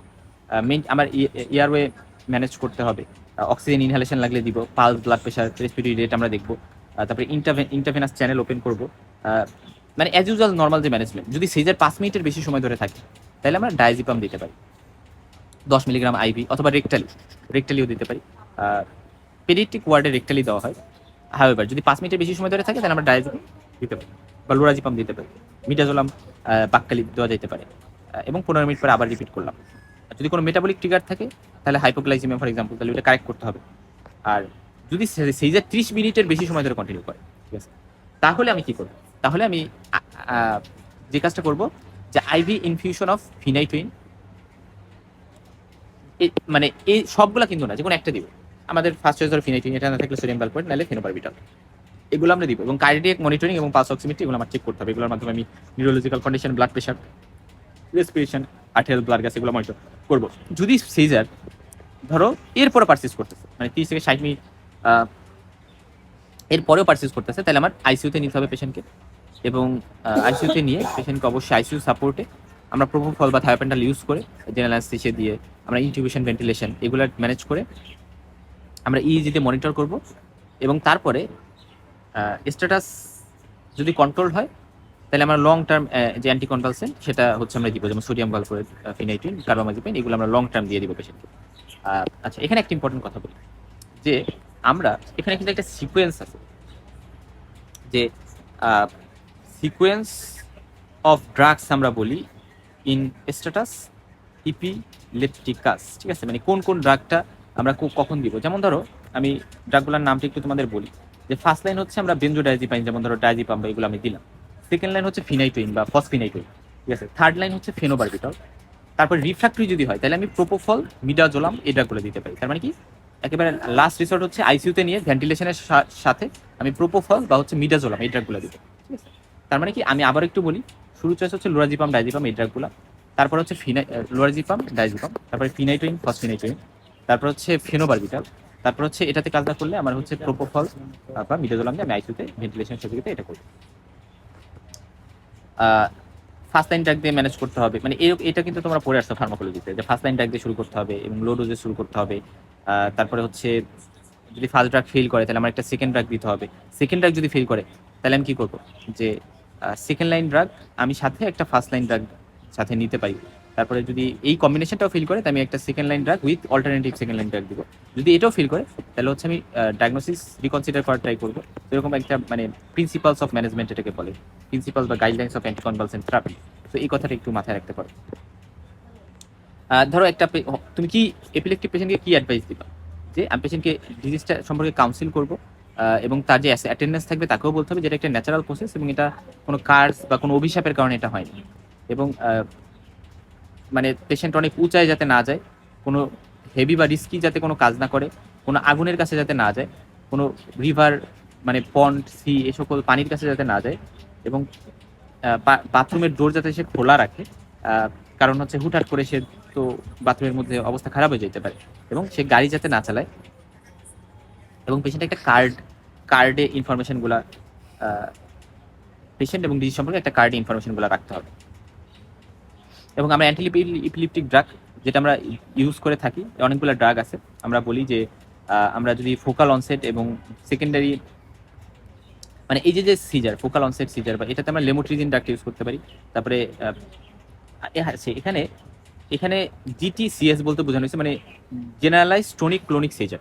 সো এগুলোর ক্ষেত্রে লেমোট্রিজিন, কার্বামাজিপাইন, তারপর হচ্ছে লেভিট্রিকাম। আচ্ছা, কিছু ড্রাগ আছে প্রেগনেন্সিতে ভালো, যেমন লেভিটিরাসিটাম, তারপরে লেমোট্রিজিন, ঠিক আছে, এরগুলা প্রেগনেন্সিতে ভালো। প্রিগাবালিন এটাগুলো প্রেগনেন্সিতে দেওয়া যায়। তো কয়েকটা ড্রাগের নাম জাস্ট মনে রাখো অ্যান্টিপিলেপটিক ড্রাগ, কি বললাম, লেমোট্রিজিন, কার্বামাজিপিন, লেভিটিরাসিটাম, সোডিয়াম ভ্যালপ্রোয়েট, টোপিরামাইড, তারপরে গাবাপেন্টিন, প্রিগাবেলিন, ফিনোবারবিটাল, ফিনাইটুইন।